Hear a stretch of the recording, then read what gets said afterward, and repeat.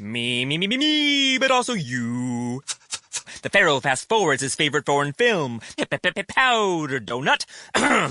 Okay, what's my line? The only line I see here on the script is get options based on your budget with the Name Your Price tool from Progressive.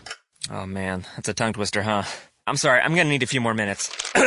Bulbous Walrus, the Bulbous Walrus. The Name Your Price tool, only from Progressive. The owl ran afoul of the comatose coxswain. Progressive Casualty Insurance Company and affiliates. Price and coverage match limited by state law. At Jewelers Mutual, we're a little obsessed with jewelry. Obsessed like auctioneers with talking fast. 50, we're gonna sold. Pop stars with auto-tune. Yeah. And dentists with asking questions. So, how did he propose? After they've put their hands in your mouth. Great. Yes, we've made jewelry our obsession for over 100 years. We love it so much we named our kids Ruby, Amber, and Opal. Venti soy latte for Opal? At Jewelers Mutual, we insure jewelry and only jewelry, which is why people who are also obsessed with jewelry trust us with theirs. Thank you for visiting ChristopherMedia.net. What's up, everyone? Freddie the Pizza Man here, host of the Pizza Man podcast. Now joining forces with ChristopherMedia.net. Subscribe to the podcast on iTunes, the Pizza Man podcast. And, of course, find all the podcasts on ChristopherMedia.net. We talk Detroit sports. I bring on guests, passions, opinions, all for Detroit sports and more. We even talk pizza. So thanks for tuning in and spread the word. Christopher Media. Let's make some noise. From Asthma Core Studios near Detroit, Michigan. It's unregimented. Gangsters, what's up, guys? And now, here are your hosts. Welcome to Regimented number 246. I'm Chris. I'm Rich. I'm Todd. Hi. Aaron is not here this week. He'll be back next week. Hi, Aaron. How you doing? Miss you. We're slip seating host in who's on what show this week because I filled in for you on the Weedsman, Chris. Oh, nice. And yeah, now Aaron's not here, but we got you back. So we can't get all our ducks in a row at the exact same time, but we're working on it, folks. Can we get our shit together all at once, people? It's like herding cats. It's been that way. Yeah. I didn't even know you could do that. You can't. That's the point. Uh-huh. How you guys doing? I've missed you in the last week. I've been all right. I've been better. Yeah. You know, I mean, let's be honest. We're down on a listener. We had a man down. Yeah. My father passed away. That's where I was, and yeah, sucks. It's a nightmare I thought it would be, but I'm alive, so I'm here. What are you gonna do? Your dad was a listener. He listened to every show, every podcast we've ever done, whether it's this one or any of the other ones. Every air shift I ever did on the radio, he listened online, 15, 20 years ago. Wow. Gonna miss him. The travel. We should talk about this a little bit because we had a really, really neat discussion before the show about this because Chris and I have I haven't talked to you in a couple of weeks. I don't know if anybody else had, but it's interesting you had that kind of support from your dad because my mom's still alive, and everything that I've done from the radio shows almost 20 years ago now, to the traveling, the blogging, the video work, the podcast, she's never listened or read a word. Mm-hmm. I know that feeling. Not one morsel. It just showed absolutely, beyond the, that's interesting, obligatory stuff. Never showed any interest in figuring out and learning about what I was doing. And what we were talking about, I guess, before the show is that it's really nice to have that sort of family support, especially if you come from sort of a family unit. And you get around, my girlfriend and I have been together for 15 years, and her family, it was like you go to these Christmas and Thanksgiving gatherings, and they like each other. They support each other. It's not about sort of this vampirism emotional vampirism or exploitation or whatever. It's how families are supposed to treat each other. And it sounds to me in the conversation we had before the show, Chris, that's where you came from. And it sounded, at least to me, like you gained a little bit of an appreciation for that over the last couple of weeks. Well, that and just too, and things like that. Just the last few years, I'd be quite honestly doing a podcast with guys like you and hearing how you guys came up, the relationship with your families, just my friends in general, you know, and when I really thought about it, how many of my friends, you know, their parents actually stuck together. They know both of their parents in their lives, or their parents like gave a shit to model, like, you know, like they did what parents were supposed to do. They, you know, model them, show you how to be a good adult, I guess. Like, and the last few years, I've realized I'm really fortunate that I had that. Yeah. Like it. Yeah, I only have one memory I was 16, but I'll say it as an adult, of my parents even really being in the same room, being polite to each other. And it was weird because I remember sitting there thinking as I'm watching my dad and my mom sit on a couch next to each other, and my grandfather sitting in his chair a few feet away. I was like, if I took a picture and I said, this is my parents and my grandfather, it would look like they were still together. It's the only time I remember them where it's not like they're not fighting, or they don't have their significant others, or there's not lawyers involved. I have never seen my mother and father in the same place together.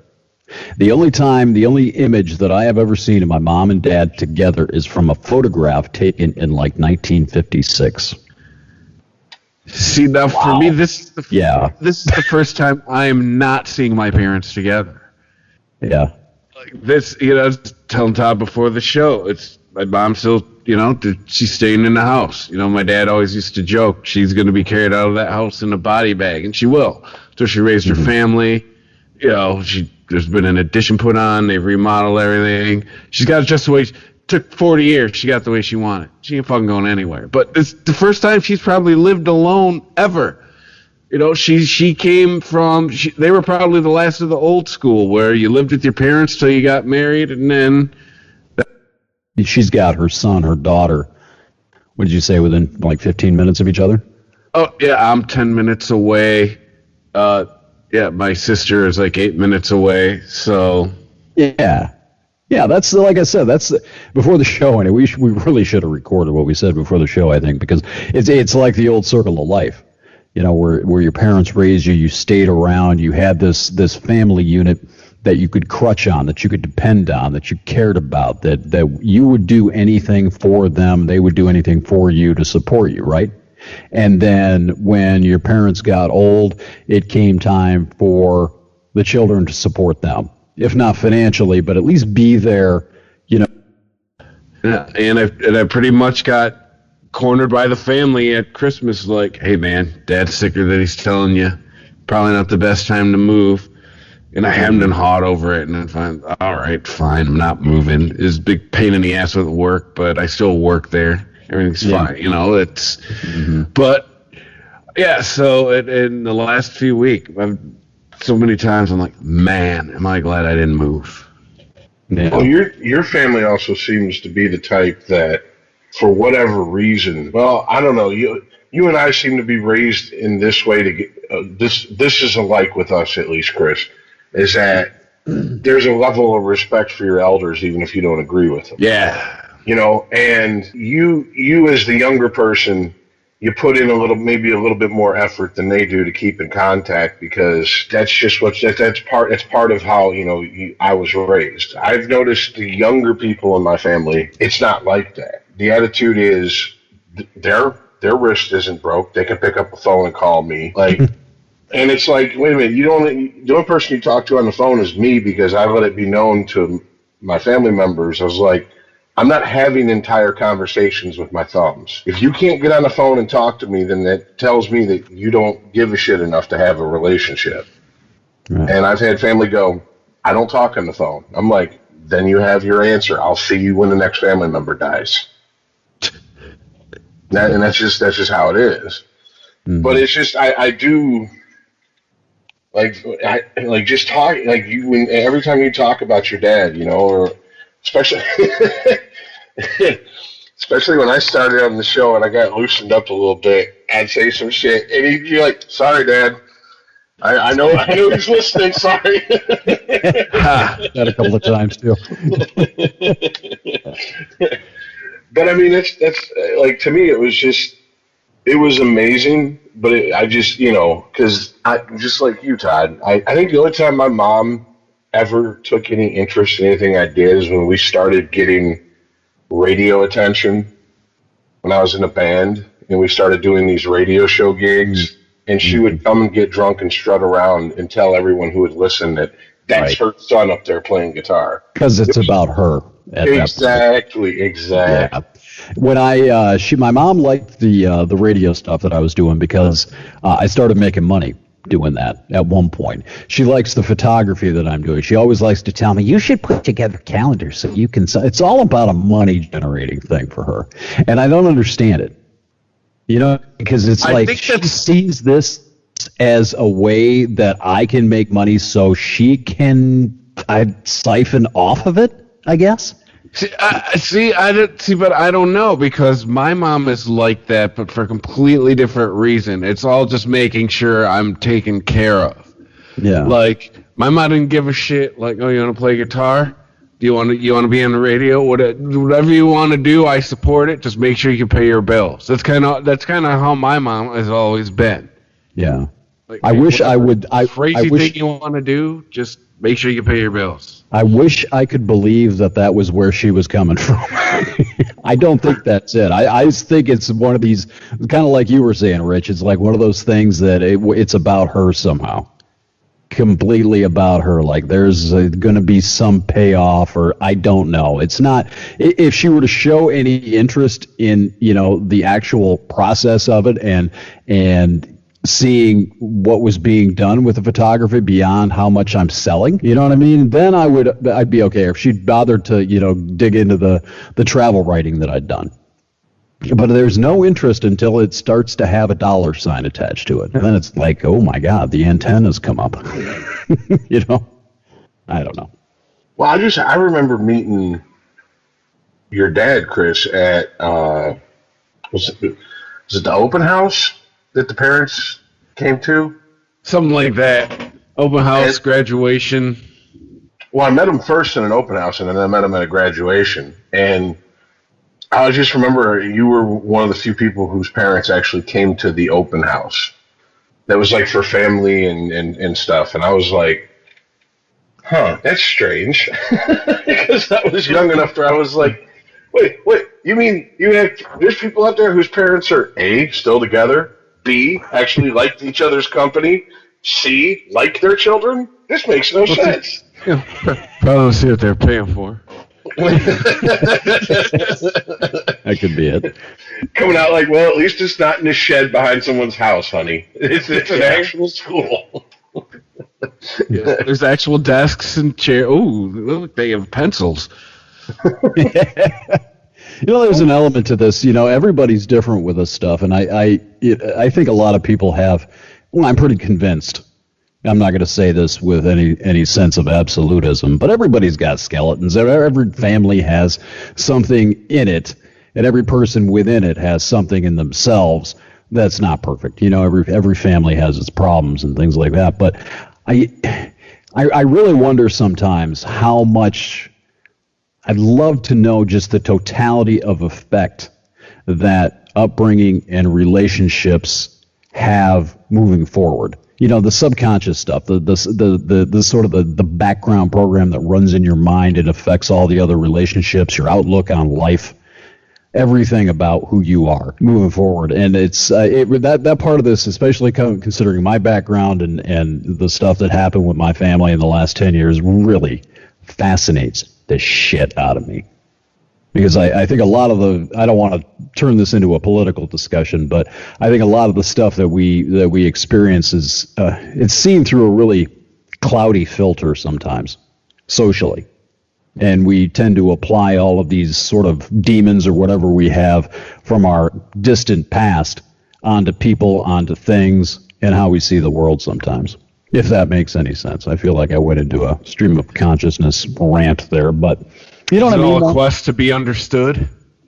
It may be a quest not only to be understood, but to gain some sort of, on some level with some people, I'm not saying this about you certainly, Chris, but some people gaining a sense of justice. You know, maybe that sense of entitlement that we always talk about on the show here comes from this empty void someplace where you feel like you were denied something, so you're entitled to something over here. I don't know. I'm not saying anything in an absolutist sense, but I do wonder about that sometimes because it's really interesting to hear you guys talk about your family backgrounds and then sort of try to apply that or make connections as far as how we see the world. Well, I mean, I can say one of the things, I don't want to, jealous isn't the right word because it has a negative connotation. Envious of, maybe? I don't know, maybe that's a little bit of a softer word. But, like, I remember the first episode we did at Christmas time, and we were talking about, we were all talking about, I think Jay was on at that point also, all, growing up, what our memories was of our family and stuff. And it was strange because you would talk about your family and you didn't need to go, well, first there was Christmas Eve at Mom's house, and then Christmas morning at Dad's house with that side of the family, and you were just like, yeah. It was strange to hear that your whole family's right there, because my family. Cue the Leave It to Beaver theme. Yeah. Well, when you told me you sang happy birthday to Jesus, I thought you were fucking with me, dude. No, I was like. You know what I think of when you say that? I've never heard you give that description of the holidays, Chris. But what I remember and what I think of first is how when I started in radio, and I turned this into an advantage for myself, but I would work every single holiday. I'd work Thanksgiving, Christmas Eve, all day Christmas fucking day, because all these people wanted time off to be with their families, and I had none. It was a chore for me to go spend Christmas with my family. So I hear that, and I don't know that jealous is the right word, Rich, but I know exactly the feeling. And for me anyway, I would almost describe it as a quiet, embarrassed contempt. Like, fuck you. Very subtle, and I know it's wrong, and it's not anything directed at the person, but when I hear that, I'm like sitting in the corner with my arms crossed, like, you motherfucker. All right. I mean, if that's, here's the thing, maybe when I was younger, I was like, had some sort of subconscious contempt, but I mean, I think I'm pretty self-aware now, and I'm just like, it's just families are different. I have more contempt for my own family. I have contempt for my family. See, my family could have been in my life growing up. They chose not to be. And then they hit a certain age and they decided they wanted to shoehorn themselves into my life.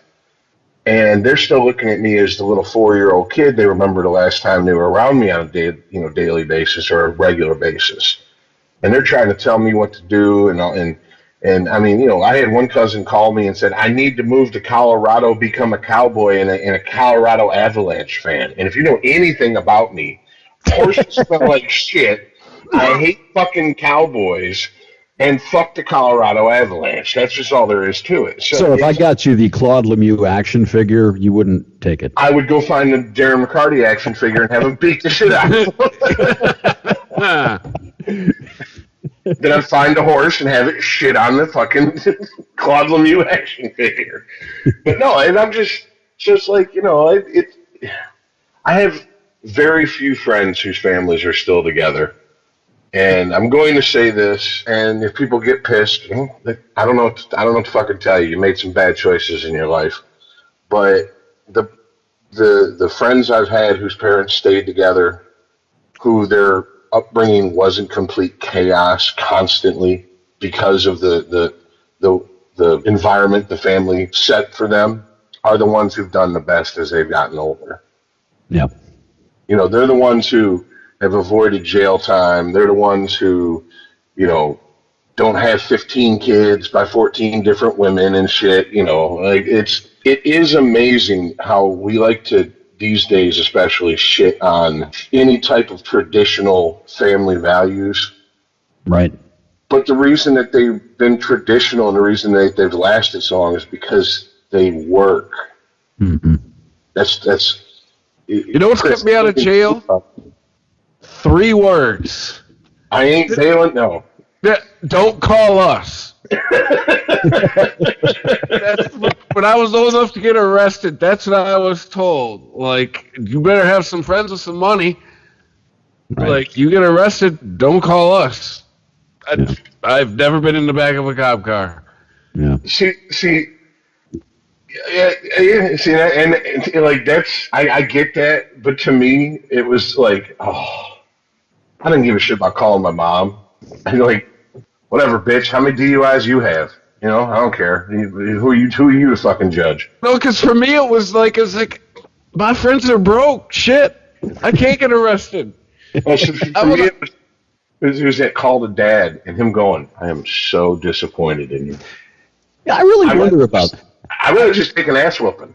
I wonder about that though, and that's part of the psychology, I guess, that quiet underlying psychology that a lot of people aren't aware of in themselves or each other, is that I wonder how much of a sense of self-worth you get coming from that family unit, and how much value you actually, like an increase in a sense of, I hate the phrase self-worth because it sounds all new agey and self-helpy and shit, but I wonder if that's it, because if you come from a family background, you have structure, you know, you have a foundation, you have roots, you can trace yourself back, you see where you come from, right? And if you've got a fractured family, how much less value do you place upon yourself and the worthiness and the worthfulness of your life? You know, I often wonder about that.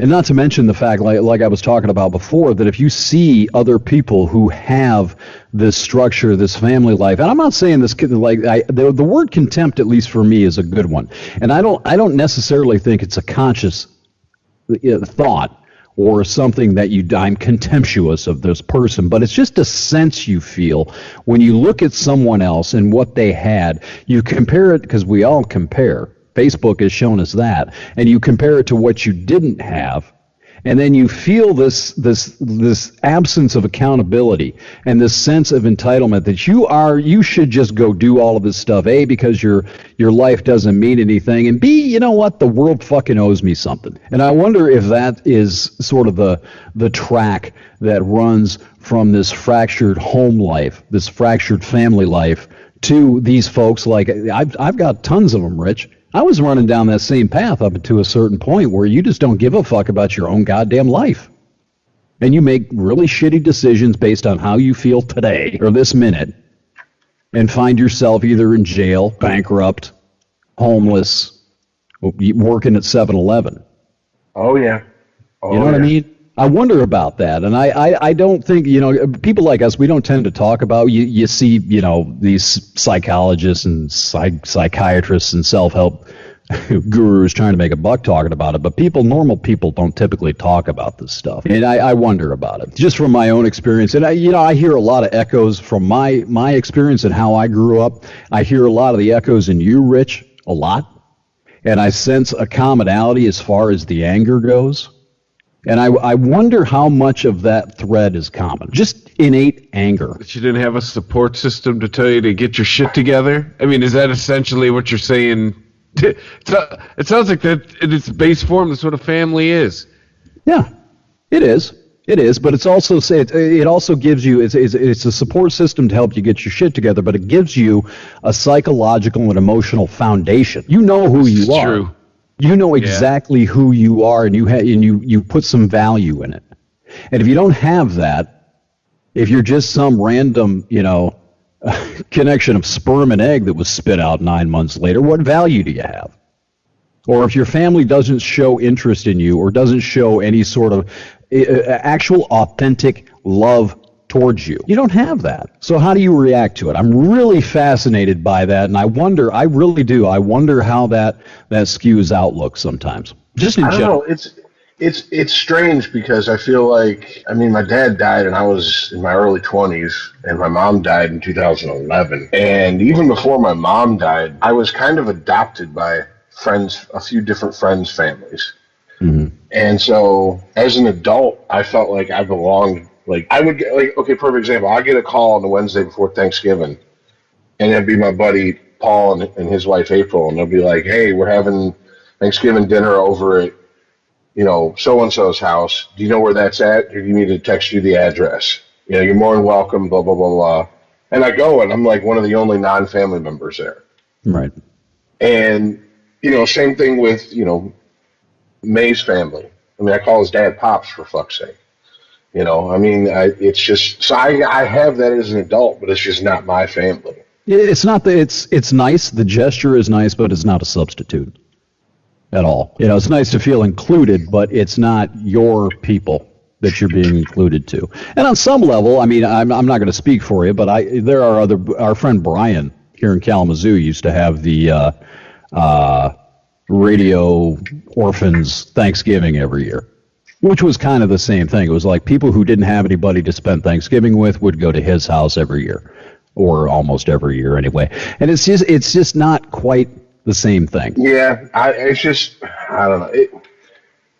It's very alien and foreign to me. Yeah. Once again, I just think back to that first Christmas episode we were talking about, even Aaron with his family and Jay with his family, and I was just like, that makes no sense. Mm-hmm. Like, Christmas Eve and Christmas Day, you're on the road going to see different family members because this family member isn't talking to this one, and this one still pissed about something that happened 40 years ago, and these two are divorced and they can't be in the same room anymore. Mm-hmm. It's just, I don't know. Let's put it this way: it's nothing I would ever want my kid to go through. Period. No.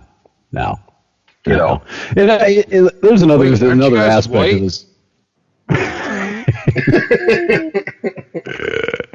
Had to bring race into it, didn't you? There's one other thing. Where's your white privilege? Whoa! Hold up, all right. Hold up here, Chris. Hold up. Aren't you Lebanese? What's up with all this Lebanese privilege and families together and shit? Yeah. All right. Are Lebanese considered Arabs? Oh yeah. Okay, so where's your Arab privilege here? Come on. You're sandwiched between Syria and fucking Israel? Yeah, I think you're Arabic, dude. There's one other thing I wanted to touch on. I know this is kind of a strange episode so far for us. This is actually kind of nice to get away from the politics, at least for a little while, at least in my head. But I'm curious about one other thing, this experience, since we're talking about it, Chris. You mentioned in the pre-show chat last week, or no, I think it was on the show the last time you were on 2 weeks ago, about how certain experiences like this, losing a parent, losing someone close to you, makes you realize what's important. It makes you understand what really matters. And you're close enough to this now. I think it would be really interesting. If you don't want to do it, that's fine. But I would really like to hear you articulate what you kind of in the last couple of weeks came to determine that is. Oh, that we complain about some bullshit every Thursday, when we record every Thursday. I mean, when you really get down to it, like, it's cool, I guess, but I know neither of you are a fan of this guy, but this quote has nothing to do with his craft, but there's something Dr. Drew said a few years ago that's kind of really stuck in my head. It's your life is the sum of your relationships. And that's really kind of my big takeaway from this whole last couple of weeks. It really is. That's all I got. Really, there's nothing more to really say about it. That is your life. The sum of your relationships. It's about having people at your funeral, but that's not a good way to put it, because it sounds narcissistic when you say it like that, but Haven't people care enough about you to show up? Maybe. Right. Like I don't know, I'm still processing a lot of shit. Yeah. Honestly. Yeah. No, I understand. Yeah. Completely. I went through this a couple of times over the last couple of years, and I came to sort of the same, not necessarily exactly the same, but very, very close to that. And what I came up with was that you have to appreciate the people that matter while you can.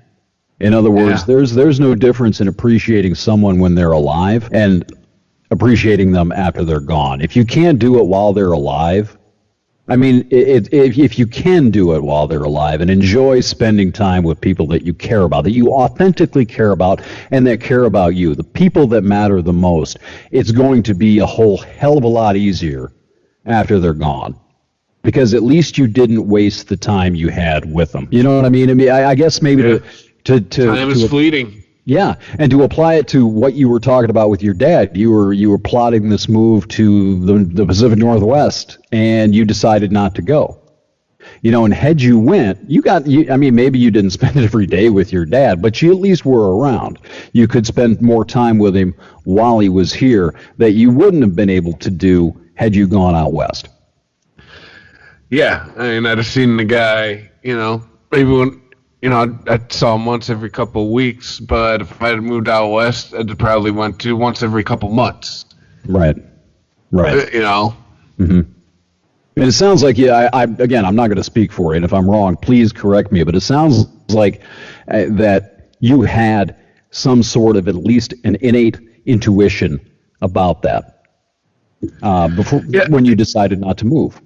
It's just more kind of just raised to not bail on your family. Right. I think that's really when you get down to the family's going to need you. And again, it's more like it's realizing, no, old man's not going to be around much longer. Oregon ain't going anywhere. Yeah. It's, been there for 242 years. Oh, a lot longer than that, but ain't going anywhere. Right. Yeah. So it's... Yeah, the last couple weeks definitely changed my perspective on life, quite honestly. Mm-hmm. It's maybe reconsider kids. Really? It's not completely off the table. It's not, but at this point, Mandy's 41, I'm 39. It'd be a goddamn miracle if they were biological at this point. Have to get science involved, but it's made me put it back on the table. Really? It makes you think. I was thinking it's sitting around watching my dad die. One of the million thoughts that runs through your mind. Like, man, God damn it, making it all about me. It's just who's going to be sitting around my bed? Just Mandy? That it? Don't discount that. I mean that's. I wouldn't discount and criticize yourself for making it about you, because death is about each of us individually. When you see that happen, it reminds you of your own mortality. You're going to die at some point, and it's okay. I mean, I hate to say this. I didn't really want to run down this road, but I started a blog post last year. And it's something that has been brewing on my mind for about 10 years. And I've never been able to really fully articulate it without being horrifically scary with it. But I used to I had this kernel of a thought that sometimes cancer can be a blessing if you look at it the right way. And you have to let me explain this, because I got caught up in blog posts from like Caring Bridge and other places of people who had like breast cancer and decided to take to their laptops and started blogging about it, about what was going through their head, what it was like to go to chemotherapy. And they would do this for like 2 or 3 years until they stopped. And then someone would post that so-and-so passed away at this time, and the service is going to be here and there. And I got caught up in this because there is something incredibly powerful about that raw, naked, ego-free perspective of knowing you're going to die that just strips everybody naked. And See, when you go ahead. No, see, that's the one thing I just wondered how the old man dealt with it. Like, pretty much being told, like, hey, man, get your shit together. Body's going to turn on you at some point. Yeah. Like, that's got to fuck with you. Yeah, it fucks with everybody. It has to. But then again, too, I watched, like, he piled into his religion even harder. And it seemed, it helps. And that's when I kind of realized that's what the purpose is for. Yes. It helps you deal with shit like that. And watching my mom and my sister, they're still really, my mom still goes to church every week. So is my sister. Like, and it helped. Dude, I was a mess, And looking at my mom and my sister, I'm not saying they were robots, but they were handling a lot better than me. They had their faith. They had a way to process. You're better people than me. Yeah. You're better people than me. Because, Mandy was even asking me the last week or so, like, hey, you've been thinking about running back to religion? I'm like, no. I was like, the problem is there's a switch in my head that's been flipped to where I think it's all bullshit. Like, I can't go back. Now I'm looking at those people and I'm like, I used to mock people like that. And now I'm like, God damn it, I wish I could do that. Yeah, that's the key, isn't it?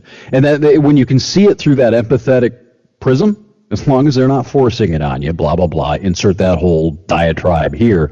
But that's the whole point of it, is that it helps people cope with these really difficult facts. They are facts of life for everyone. People die. People we care about die. How do you deal with that? You deal with it by telling yourself that you're going to see them after you die. And that it helps to just soothe that grief. And there's nothing wrong with that. There's nothing wrong with people being able to do that. And I don't want to take that away from anybody. Now, of course, it comes with its own side effects, and it comes with, people trying to shove it down your throat. But for what it's for, to explain the world and give you an operating system and a coping mechanism, I mean, it makes perfect sense, and it does serve a purpose for a lot of people. Yeah, let's be honest, it helps some people not be total assholes. It does. And that serves a purpose, too. Yeah. Yeah, Good. One of the things you said is, when you were sitting there, it got you thinking, watching your dad was going through, it got you thinking about your own mortality. I'm going to echo what Todd said, but I'm going to add to it a little bit. That's perfectly natural and normal. I had that conversation with my uncle, my aunt, a few other people in my family when my dad died. And it was very strange for me because my dad's name and my name are exactly the same. So I walk up and it's like, funeral 4, and there's my name. And I'm like, Jesus.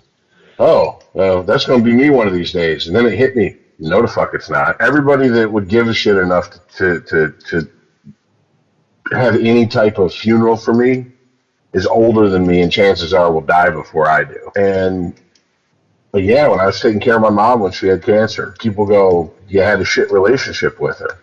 How could you take care of her? If you're one of the few people I would say if you walked away, I wouldn't blame you. And I said, because it was the right thing to do, period. It's not about getting even or paybacks or keeping score. It was the right thing to do. Because that person changed my shitty diapers. Because if I wasn't there, no one was going to be there. And that was driven home big time when she went into hospice care. Because, the building was set up that there was, the main entrance was in the middle and there was 2 long wings, long hallways. And the people that were there for a short period of time who had a chance of getting out were closer to the front desk.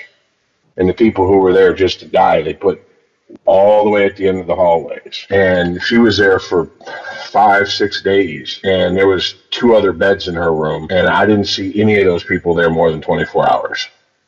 Damn. So I knew what that meant.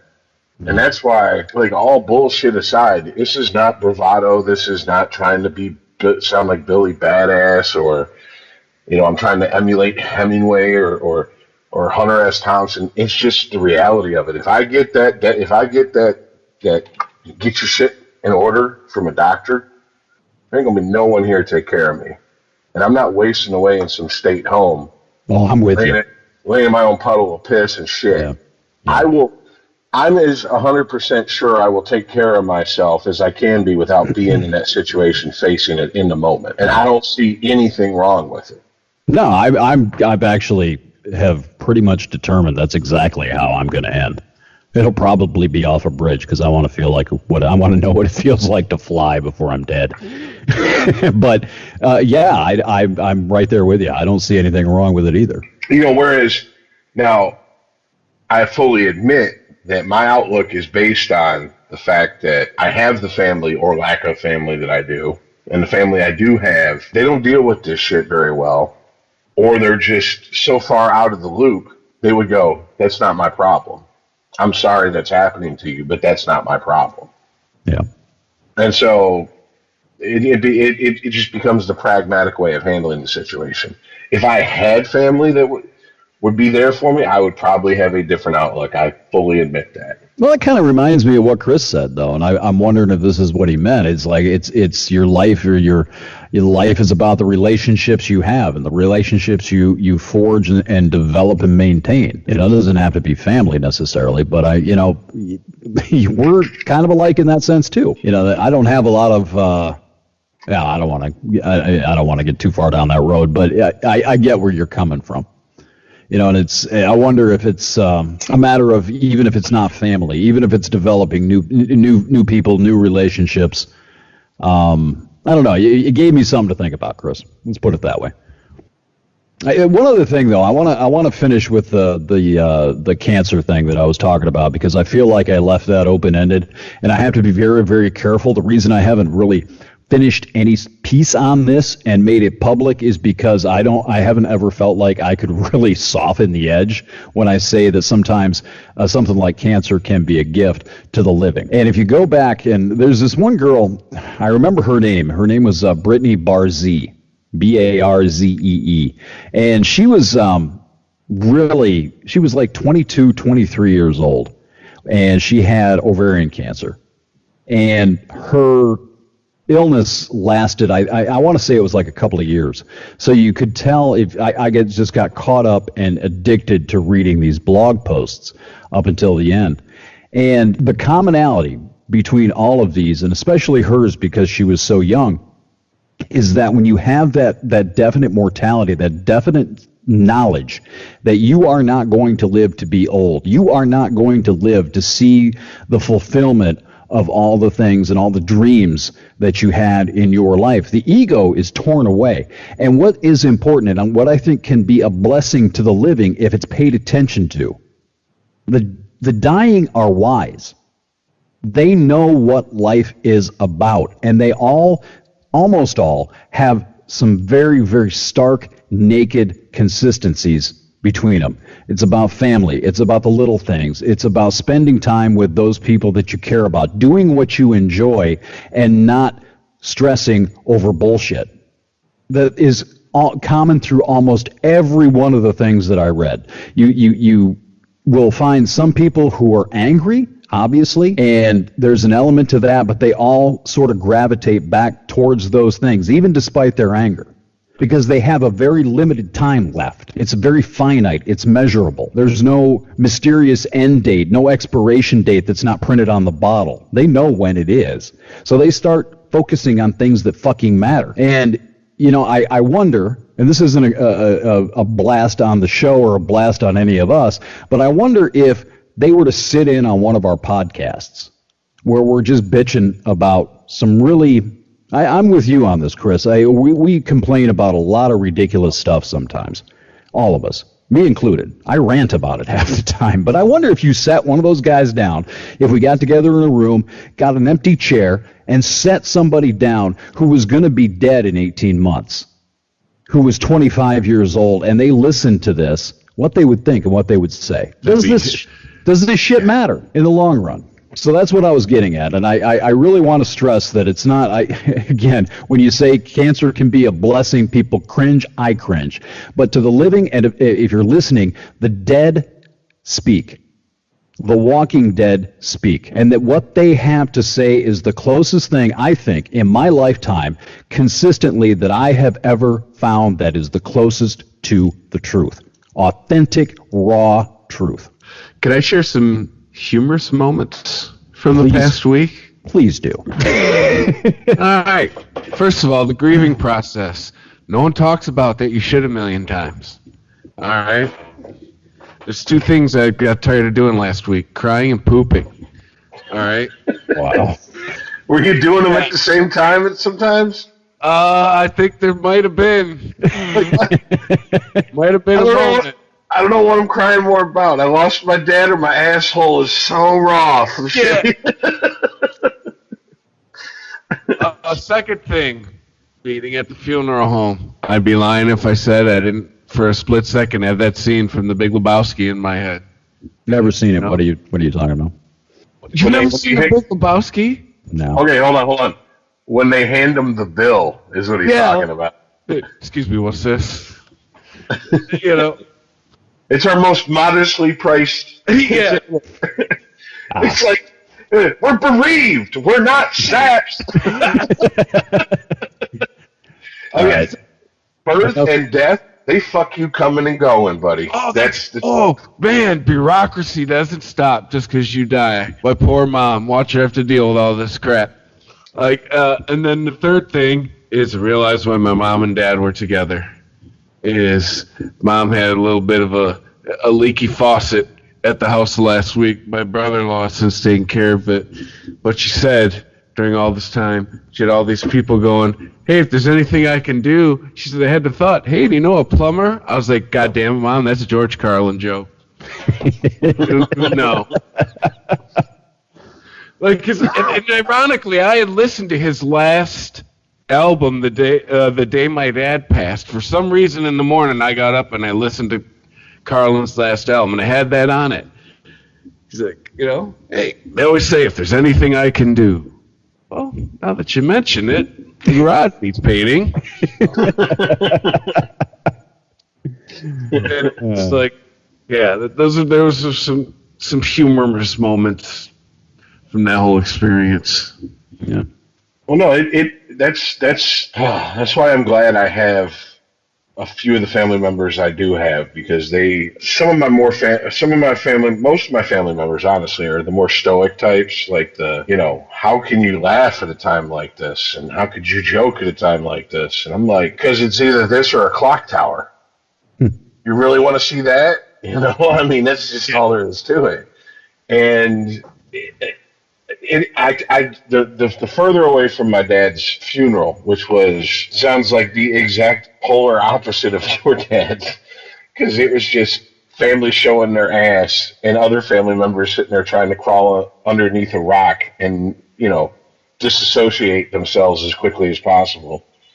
That, I don't know, I try to remember, as fucked up as it's going to sound, the lighter-hearted stuff that went on around that time than all the bullshit. And like you said that you feel that it gave you a perspective, and you're like, we bitch about some bullshit. Best piece of advice I can give you about that particular feeling, hold on to it as long as you can. Yeah. Because I'm too cynical, dude. I walked around going, every day is a gift, and about 2 weeks later I was like, does it have to be a pair of fucking socks? There is a shelf life to that. Yeah. Neat. Yeah, no, there is. And one of the starkest examples I can give of that, in 2015, I was down in, where the fuck was I? El Salvador. And girl I graduated with, I had a huge crush on her. I had two crushes when I was in high school. Two major crushes. She was one of them. She died of breast cancer she was 42, something like that. And I was sitting on a beach drinking rum that night, right on the Pacific Ocean, and it hit me like a ton of bricks. It's like the thing that came out of it took a week or two to really process everything, but what I distilled out of the whole thing was that you don't know. Tomorrow, I know it sounds cliche, it's not guaranteed. Next week isn't guaranteed. Next year isn't fucking guaranteed to anybody. We all know that, but we forget it. right? And the phrase that came out of my mind at the time, I've tried to turn this into a mantra, was plan less and live more. Just do it. Get out and live the life you want to live while you can, because you may not get a chance to, right? But the thing is that it took me about maybe 3 weeks to a month to forget that. I mean, it's still there. I still understand it, right? But you get caught in the minutia of the bullshit of everything else. Everything else starts to climb up that priority ladder. Everything else that really, intellectually, after going through all this stuff, everything else pushes the bullshit pushes the important stuff aside. See, Rich is absolutely right that it goes away if you're not careful.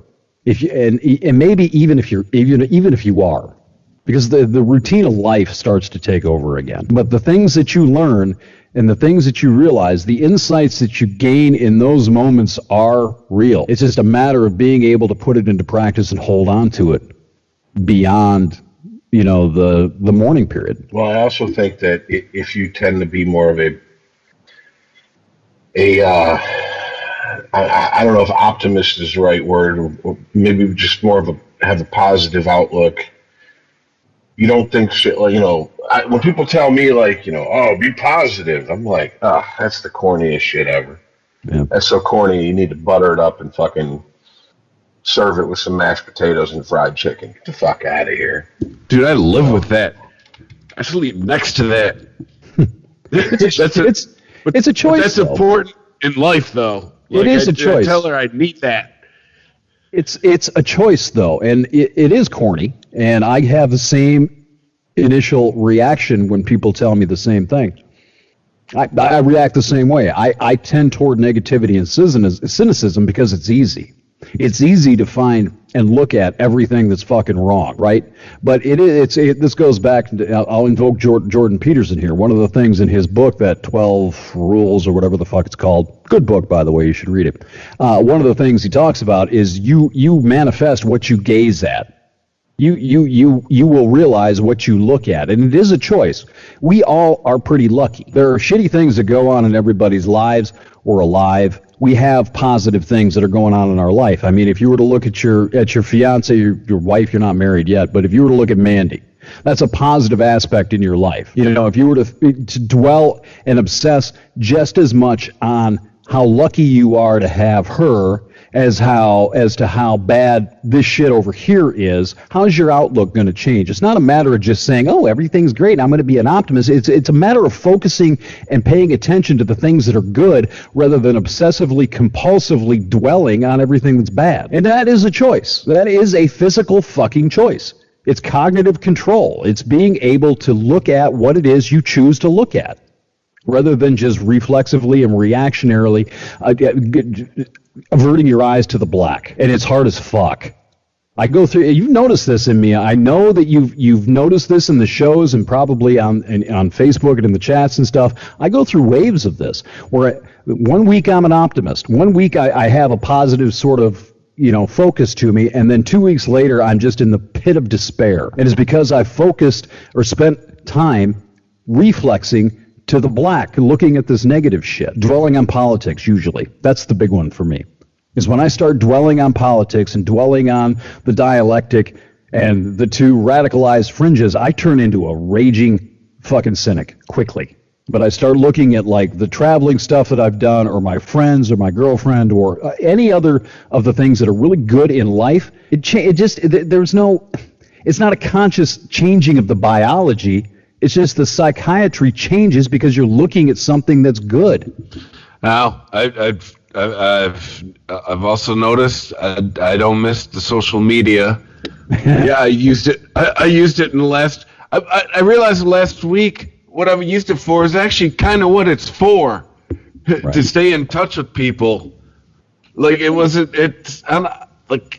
I haven't been using it for. I think I'm maybe on a couple months now. Oh man, I don't miss it. What are you talking about? So what great. It's for? It's a place for amateur hack propagandists. Come on. Oh, it's not a place for family and friends. What are you talking about? That's funny. It's one of the things I did think of over the last couple of weeks. I remember you saying at one point the only reason you feel like you have Facebook is to let your parents know that, like, I landed safely on the trip I was going to or coming home from, you know. Yeah, well, Facebook to my mom is something everybody else has. Gotcha. Okay.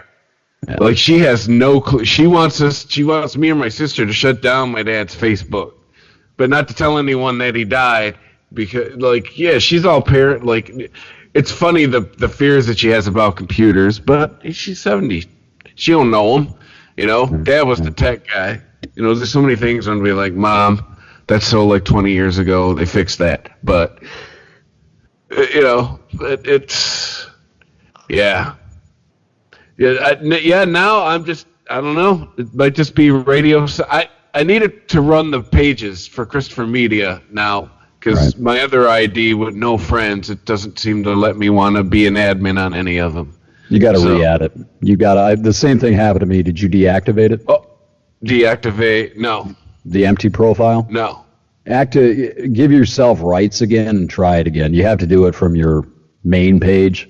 But the same thing happened to me with mine, because I've got a ghost profile with no friends in it that I use to maintain the photo page and the podcast page, and I can't do anything with it all of a sudden, because I think it was because I either deactivated or didn't use it for a certain amount of time, so it like zapped the admin privileges from it. So you just have to re-add it back. You can do that from your main profile. Because, I mean, Messenger serves my purpose now. Messenger's use great. Messenger. Yeah. You can use Messenger without having to have an account. It's like Yahoo Messenger, AOL Messenger back in the day, right? Done. That's all I need it for. Yeah. That's the one thing that I don't feel like I could get along without. It is the one thing that's stopping me from just nuking the entire Facebook experience is Messenger, because I do value being able to interact like with you guys in the group chat or people individually, you know, without having to post it and broadcast it to everybody in that list. I really enjoy that. Or find their phone number or all that crap. Right. You just look them up. Right. Yeah. You just click on them and there they are. Right. And they get it immediately. You know, it's not like you have to wait until they answer their email or open their email account or whatever. I mean, it is really useful. But beyond that, I mean, it is. It's a pit of despair if you scroll down at all. It doesn't matter how often and how much you cleanse and purge and scrub that profile. If at least once a day, you're going to be sucked into a vortex, in one way or another, either from your friends and some random shit they post or some ad. You know, I got an ad popped into my feed for Bill Schuette the other day. Why the fuck am I getting an ad from that cunt? Really? Is this what I need? Is this what a place for friends is? Because Facebook's decided that where you're at on the political spectrum is from their viewpoint, sending ads they think you'd be interested in. We did this on one of the earlier shows. We went through the settings and we each looked up what Facebook thought we were. Yeah. And it's funny because I did that 6 months ago. And it had me listed as a conservative. And I was like, what the fuck?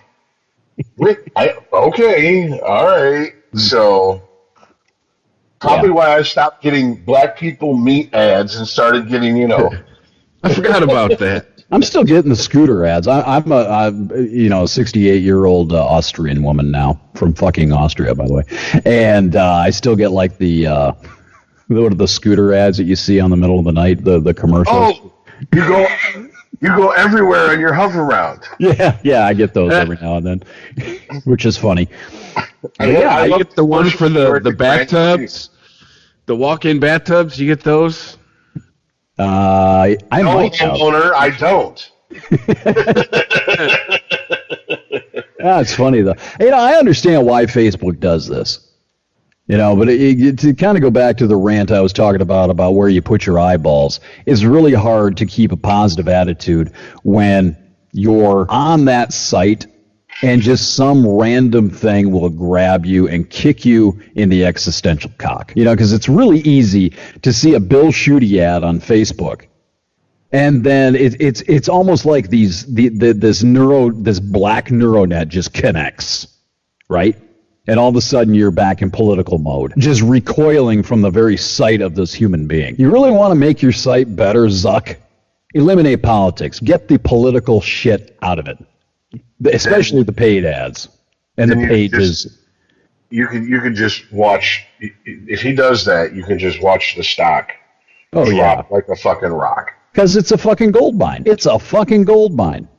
I don't care how he rebrands himself. He can steal MySpace's old slogan all he wants. Place for friends. Whatever. No, it's a place for fucking ads. Well, there's also just the fact that I just had this discussion with a few people recently. Most people want conflict. Most people want to fight and argue and say the worst possible thing that can come to mind to say to somebody with complete impunity, with no ability for any type of consequences or repercussions. Right. And I don't care how much. Usually, it's amazing. Usually, the person who preaches nonviolence the most are the most disgusting fucking human beings online with the way they talk to other people. And I go, yeah, and now I know why you're all about nonviolence, because you're a pussy. You can't fight, but you can get online and play keyboard warrior all day. Because that's as close to a fist fight as you're ever going to come. And it really does hold up almost to a person. Their personality offline and the philosophy they preach versus the personality they present online. Because you'd think you're talking to a Navy SEAL half the time with these guys. Oh, yeah. I'll tell you something. These guys can't even fucking run a goddamn mile, let alone fucking get past buds. Right. All right, so fuck out of here. I mean, at what point though? We've talked a lot about this, and it's something I've been grappling with over the last 10 days or so. I mean, it seems like we've come to a lot of conclusions and about social media and the virtual existence and virtual warfare and all this other stuff. I mean, at what point, if you've come to the conclusions, why subject yourself to it any further? Just so you can bask in it. Just so you can have your already drawn conclusions reinforced and the negative reactions you're going to have to it intensified. I mean, at some point, what Chris is talking about, I think, is the next logical step. You know what's there, and I'm not saying you in particular. This is a generalized you, Rich. But you know what's there. Why go wade in it anymore? There are better things to do than that. Oh, I'm one of them sick fucks. I always want to know. I'm one of them pathetic fucks that want to know why. And the older I get, the more I realize there's really not that many. There's not that many answers as to why with a lot of people. Mm-hmm. I think, or mobs of people, whether it be online, offline. It's just the mob mentality.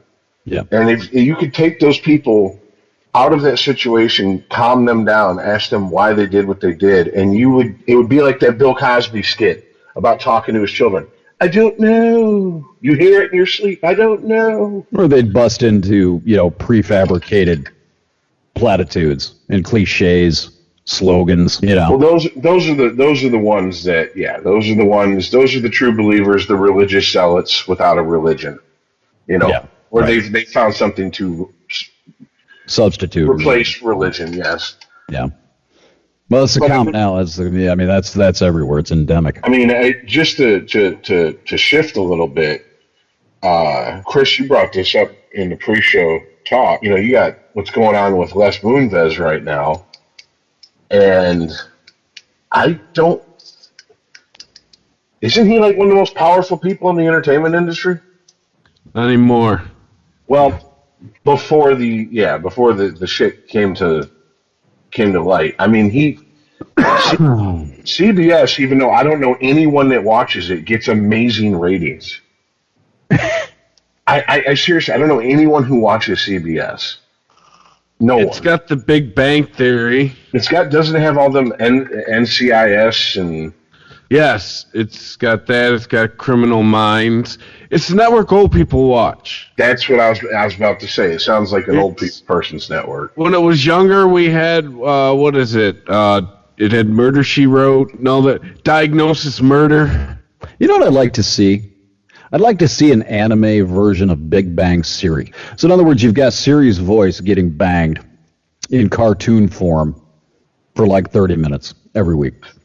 Rule 34 of the internet is, if it exists, there's porn of it. So it's out there somewhere. Jerking off to it right now. I'm gonna Google Big Bang Theory and see if anything comes up. If you hear me, chuckle. Let's see. Big Bang Theory. Now maybe it's because Big Bang Theory episode, Big Bang Theory cast, Big Bang Theory actress, characters. Yes, there's something out there. There is a porno called Porn of the Dead, where people in legit Hollywood effects makeup fuck his zombies, and at the end of it, he blows nut on her face and she bites his dick off. Oh. I have seen it, and I was like, first of all, who the fuck is jerking off to this? And we need to put them on a watch list. Second of all, why? What need in hole in the marketplace decided this needed to be filled? Is there a demand for it? Like, is it something I just don't know about? But no, but the reason I brought it up is because granted, I'm nowhere insulated myself as much as you have, Chris, due to, life circumstances in the last couple of weeks. But I don't hear or see the online social media mobs calling for like his head, Les Moonves' head, like they did for Harvey Weinstein and, Kevin Spacey. And maybe I'm just missing it, or I'm thinking maybe this is just becoming like, all right, so there's another old fucker who's in power who holds it over people. Are we shocked by this anymore? No. Just exile them from the human race and let's move on. I mean, it almost seems to be the attitude. Yeah, because the accusation is the most detailed that I heard is Ileana Douglas's account, and that goes back to like the late '80s when she was with Martin Scorsese, and Martin Scorsese even spoke on it. So I mean, if he's been doing it that long, he hasn't stopped, especially with the invention of Viagra. It just made it worse. Exactly, yeah. God help any female around him if you ever got hold of ecstasy and Viagra. It's fucking over with. But I don't know. It makes me think, like, has this just once again become, okay, well, this is just how the world is. We can all get mad, but, it's always going to happen to some extent. Just, I don't know, it just seems to be a collective shrug and a meh, whereas 6 months ago it was like, did you see what they did to Mussolini? That's what they're going to do to Harvey Weinstein. Well, is it Me Too fatigue? But, I mean, he'll lose his job or he'll have to go away. I mean, Chris Hardwick got his jobs back, so I'm sure. And then some. Yeah. He just got some sort of hosting job on NBC. Let's explore that. A new job? Yeah. I'm curious about the Me Too fatigue thing. What do you guys think about that? I wonder if that is if the backlash, the backdraft to all that is going to be coming at some point. And I wonder what it would look like. What are your thoughts? What do your instincts tell you? You think there's going to be some sort of a recoil to this whole movement at some point? Because it can't go on like this forever, right? Yeah, it's going to start. And what do you think it looked like? I think we're going to get back to you shouldn't have worn that dress. There was a really interesting piece. I tried to watch John Oliver this week, and I used to love John Oliver. I can barely watch him now. And he had a piece on sexual harassment this week, which nobody's condoning. Just stop with that. I know you're out there. I hear you thinking it right now. You're condoning sexual. Fuck you. But he was doing a piece on it, and one of the points that one of the negative, the evil, the bad guy clips that he used was that people are just going to stop hiring women because they're going to be so afraid of having themselves. Can't do that. Well, yeah, you can. Sure, you can. Civil Rights Act, 1964. If you have three we do not have affirmative action for women as of yet. If you have 3 qualified candidates, 2 are men, and you hire a man, what are you going to do? No, but you legally can't say I'm not going to hire you because you're a chick because technically you're just gonna come with all the problems chicks come with.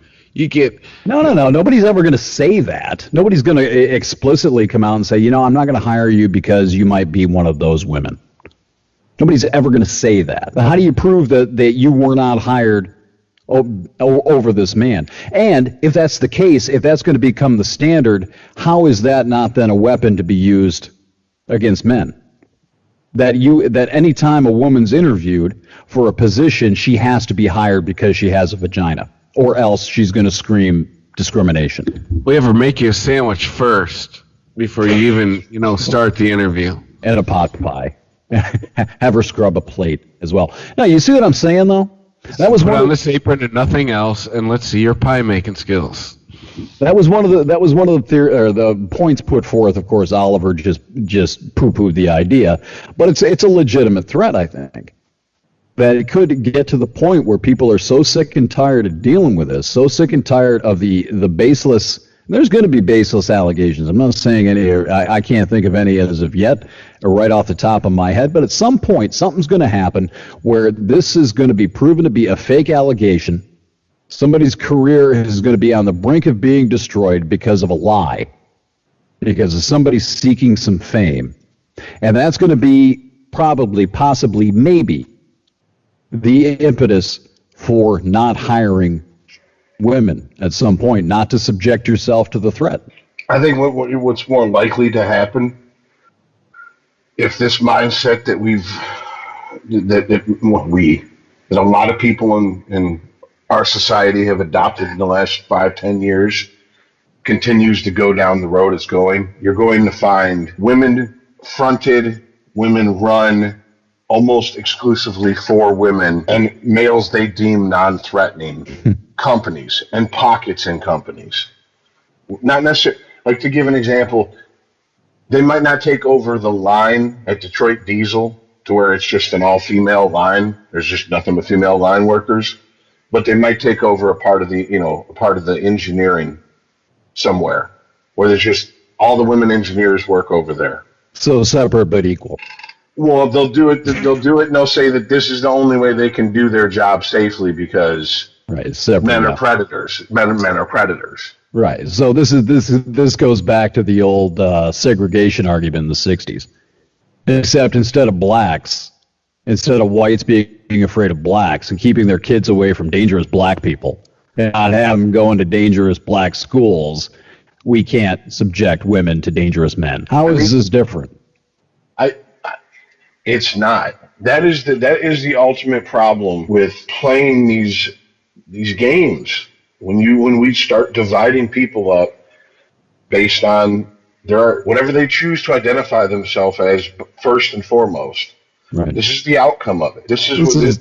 It's ironic because they attack people who celebrate individuality, yet it's almost like they want individuality, but they want to be protected from any type of criticism. I'm not explaining myself very well. I'm going to read you guys a headline from the New York Times from this year, from June 2nd. Oh, I'm sorry, last year. I kid you not. It says, colleges celebrate diversity with separate commencements. I'm going to say that again. Yeah. Colleges celebrate diversity with separate commencements. Unity via division. Didn't Martin Luther King die over getting rid of this? Separate but equal. Well, this is something that it's nothing new. There's, first of all, nothing new under the sun going on here with this. But this is the dirty little secret that we in America don't want to look at because it forces us to be honest. And we don't like honesty. We like brutal honesty because we revel in the brutal part and dismiss the honest part. But we don't like truthfulness and honesty in this country. And the truth is, people will divide themselves by a defining trait willingly more often than they will mix with people who are considered outsiders, the Auslander, as you put it, the others. Okay, I've seen it. I've seen it. Detroit and Inkster. If you're not from the Michigan area, Detroit is. If you don't know Detroit, I don't know why you're listening to this podcast. Inkster was like a little version of Detroit in the middle of the western suburbs of Metro Detroit. Detroit and Inkster is emptied out into the suburbs surrounding it.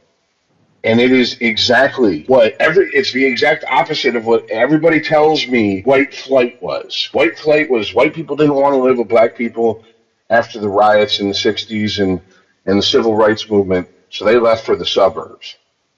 Okay, well, now the black people have went into the suburbs, and there are whole pockets and neighborhoods in cities that are all black. There's hardly any white people. And I'm not talking slums. I'm not talking Section 8 housing. They can't escape systemic racism. They're stuck here. I'm talking McMansion fucking neighborhoods. Southfield? That can't be an accident.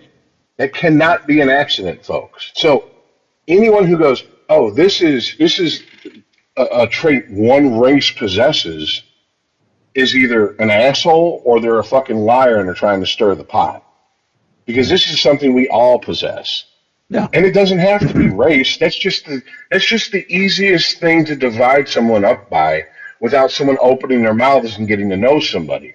You look different, so you're over there and I'm over here. And if we all looked the same, it would be, what religion are you? How did you vote? We'll find something. Innate, biological sense of tribalism. Exactly. And that's where I'm afraid it's going to head. I'm afraid it's going to head into, it was a shitty 90s movie. It's what I call a good, bad movie. But Demolition Man, I wouldn't be surprised if it turns into something like that with male and female interaction in 50 years, where there's hardly any body contact. If you want to reproduce, it becomes a very clinical, you jerk off into this, we take one of your eggs, we mix it, we insert it. Yes, because intercourse is a power display. Well, I mean, that's the deeper into the nutbag, shaved head, blue-haired feminist you get, and the more and more you hear constantly that all heterosexual sex is rape, and these women believe this shit with all their heart, and the fringe is becoming more and more moving towards the middle. See, that's how the middle is going to be fucked. The people in the middle aren't going to have to make a decision. The fringes are going to crush us in between each other because these fringe ideas are going to become more and more mainstream. They already have. Well, it's the other way around. The mainstream is going to become more fringe. More in the mainstream are going to be gobbled up by these fringes. It's the analogy I used, I think, last week when I was talking about the turtle in the shell.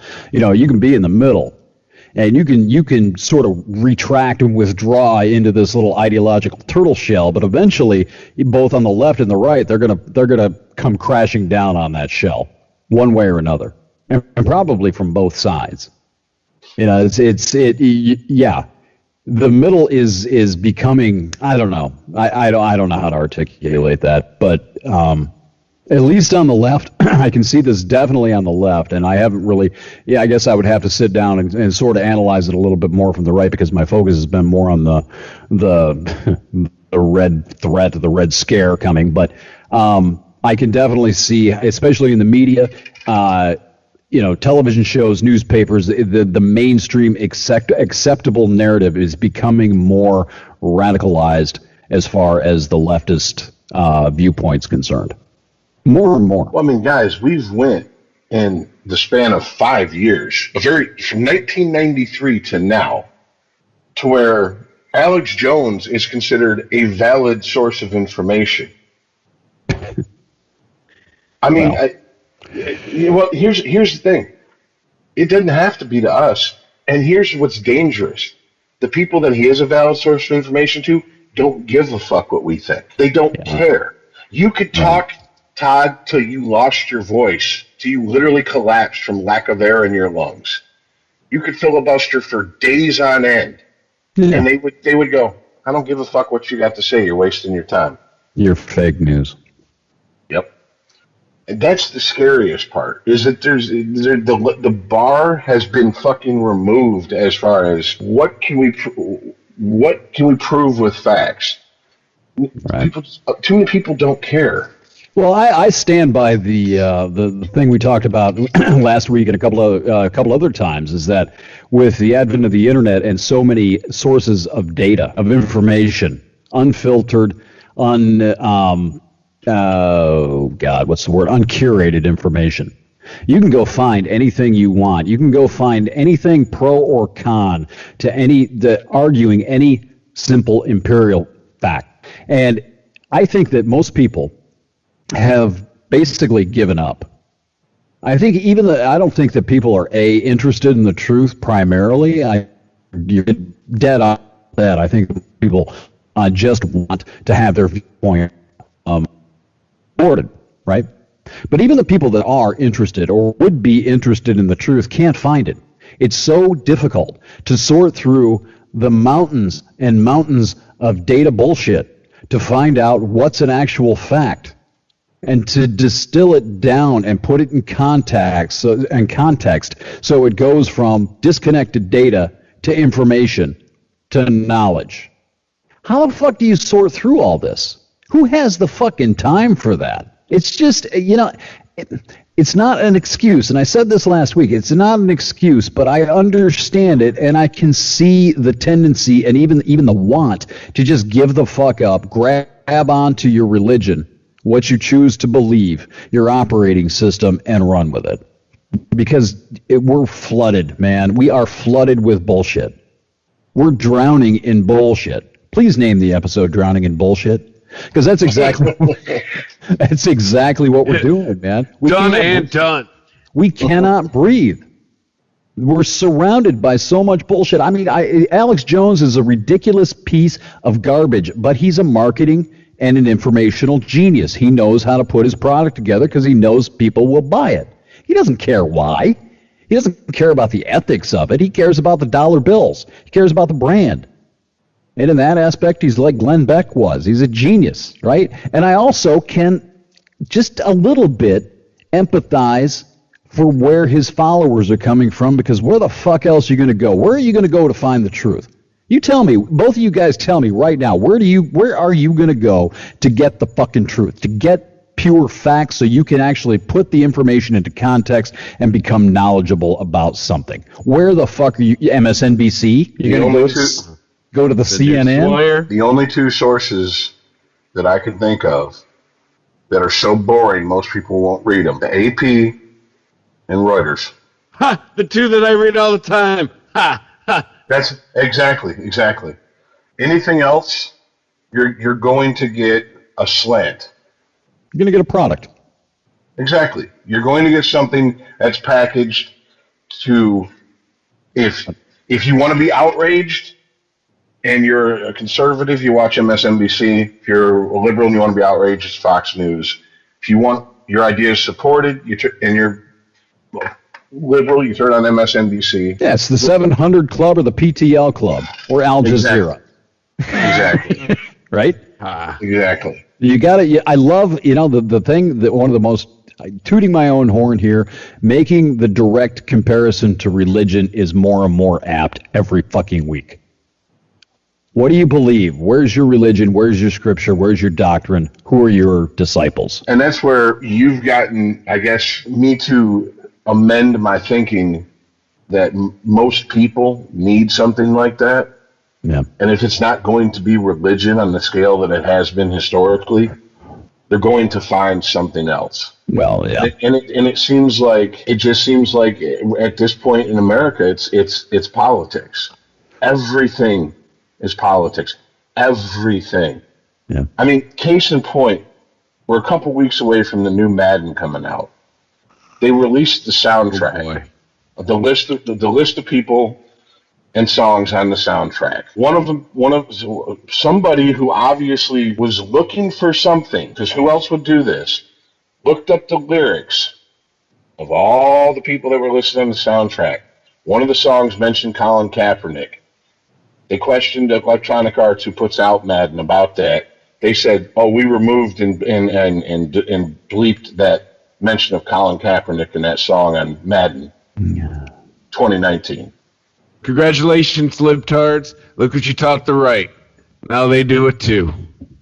Yay. I mean, everything is political. Yeah. You can't, and that is why I'm not unplugged as much as I am, for any other reason that I'm tired of paying a price for a crime I didn't commit. I'm tired of everything being. If I make one statement that someone disagrees with, I'm a Hillary supporter, or I'm a Trump bot, or and it's one of these two things, because that's all there is. And incidentally, I did trademark Trump twat this week, so feel free to use that if you like. Trump twat, okay. Yeah, it's royalty free. Go ahead.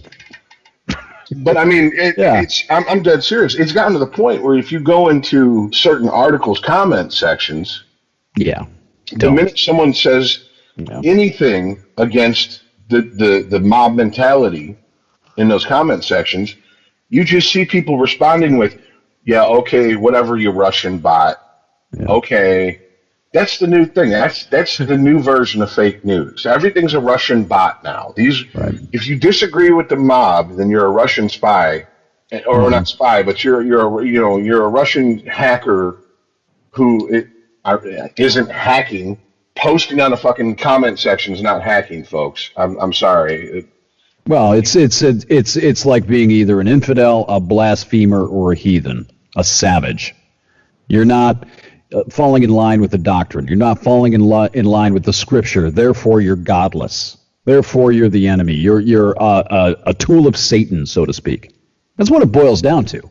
I mean, all of these are put into, the contemporary vernacular, but that's exactly what you're saying. These people in the comment sections are saying, you're an infidel. I mean, I said it the last couple of weeks, and I meant it, and I still feel this way. I think pride fucks with too many people in this country. Too many people in this country can't admit, "Oh, I got taken for a ride." Yeah. Their pride won't let them do it. And yeah, I have no problem admitting it. I admitted it multiple times. I mean, dozens upon dozens of times on this show. In 2008, I fell for the hope and change bullshit. I was like, maybe this will be different. For the first time in my adult life, I voted for a politician, not voting against somebody else, but voting for that politician. Right. When I voted in the primaries in 2000 for McCain over Bush in Michigan, I was voting against Bush. Right. When I voted for Clinton, I was voting against Bob Dole. When I voted for Kerry, I was voting against Bush, et cetera, et cetera. Yeah. Nothing changed. In fact, when I asked that question last week, we now have a tax on us to exist in this country via we're forced to buy insurance for ourselves, whether we need it, want it, or can't afford it. Yep.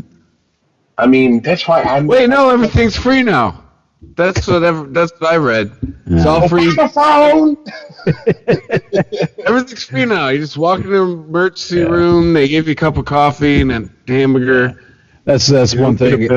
As soon as it came along, and the Obamacare stuff started to take shape, I started calling. I started saying it's not healthcare reform. This is insurance reform. It has nothing to do with healthcare. Your healthcare isn't going to change. It's not becoming free. It's not getting cheaper.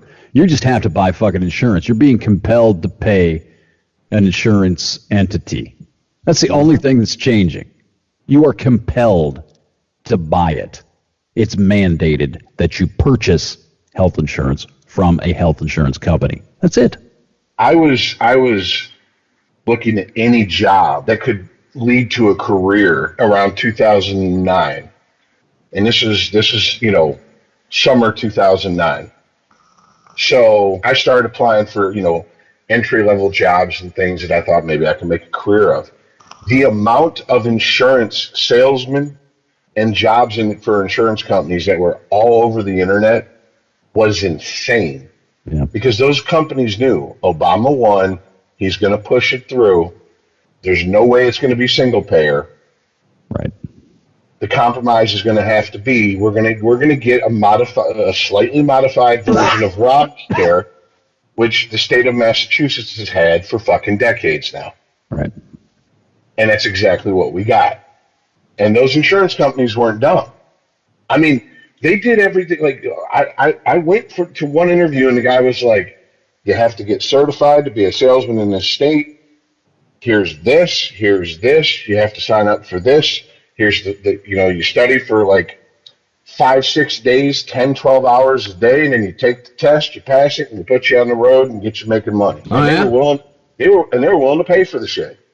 That's what the wife just switched from being a bartender. She's slanging Affleck now. She works for the Duck. It's a good dollar. It's going to be all coming to my account. I'll let you guys know. I really want to go back to this, though. I don't feel like it's something that we've. I don't feel like this is a worn tire just yet, and I really can't emphasize enough, that this drowning in bullshit, drowning in just disconnected propaganda data, just these fragments of information that really don't have any context or any connection to any rational, logical argument and or truth. How much of a problem this really is. And I think it's imperative to stress and to try to be at least a little bit empathetic to why people get up. Now, I don't know the solution. I said in the podcast I think I put together back in February, the solution to this is they're going to give you what you want, right? And the solution has to be a social sea change where people start demanding unbiased facts and actual information put into context, therefore knowledge as far as the bigger picture, right? And then you can get to the point where you're actually getting real information. You can make your own determination, but people don't want it. So what does this mean in the long run? What does the road forward look like? It's on fire. It's like kind of Mad Max. I think it's going to be, unless you're a true believer, case in point, this year, the only reason I'm going to vote is to legalize marijuana in the state of Michigan. Yeah. Damn right. And if one of Schneider's little fucking whipping boys gets the Republican nomination, I will most likely vote against whoever has the best shot at beating him, because I've had enough of that one tough nerd bullshit. I'm done with it. There's the cost of living in the state of Michigan versus the quality of living in the state of Michigan is fucking out of control. And it hasn't changed under him. I mean, we are now 4 years out. Flint, Michigan still doesn't have clean water. Yeah. No one gives a shit unless you live in Flint or know someone who lives in Flint. Yeah. So now I'm on the side of the fence that I'm doing a lot better under Schneider than I was under Granholm, but I would be compelled to think about voting for at least a sensible Republican, because I've lived in both Chicago and Massachusetts in the last 5 years, and they are both ridiculous. As far as you talk about, the solution to everything is not taxes. The cost of like living. The California answer. Oh my God, Michigan to me is like a breath of fresh air after living in Mass and living in Chicago. So I'm not arguing your point. I haven't been here that long. Okay. So I may have missed a few things. Yeah, you got out, motherfucker.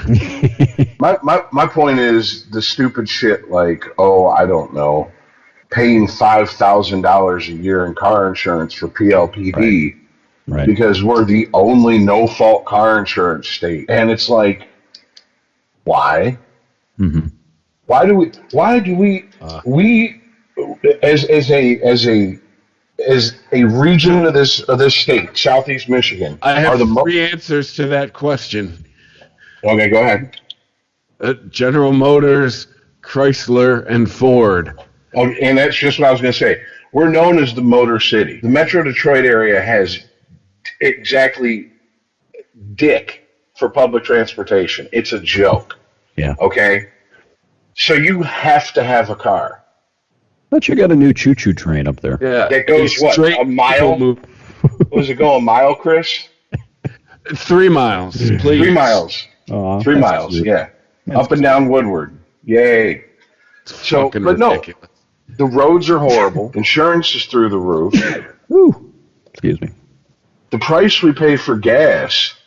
The fact that I literally go to bed at 4 o'clock in the morning and gas is $2.83 a gallon, and I get back on the road to go to work at 1 the next day, and gas is $3.15. Yeah, that's everywhere. That's everywhere. Overnight. That's everywhere. No. I've lived in enough states to say when summertime comes in Michigan, the gas prices get jacked up.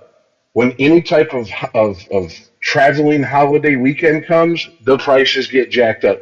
In Florida, they don't pull that shit like that. And in New York, the prices are jacked up due to taxes. They did it to us in Massachusetts last year. They did it to us in Chicago. They did it to us in Denver. They did it to us in New Mexico. I don't remember Florida. That was almost 15 years ago. But, yeah, that's not something that's just something that happens in Michigan. No, I understand. But, I mean, that big of a... Not even 12 hours? Yeah, it goes up overnight. Yeah. That big? A 45, 50 cent jump? Yeah, it happened last year in Chicago. We were looking at coming home for either Memorial Day or Labor Day, making the drive around the lake.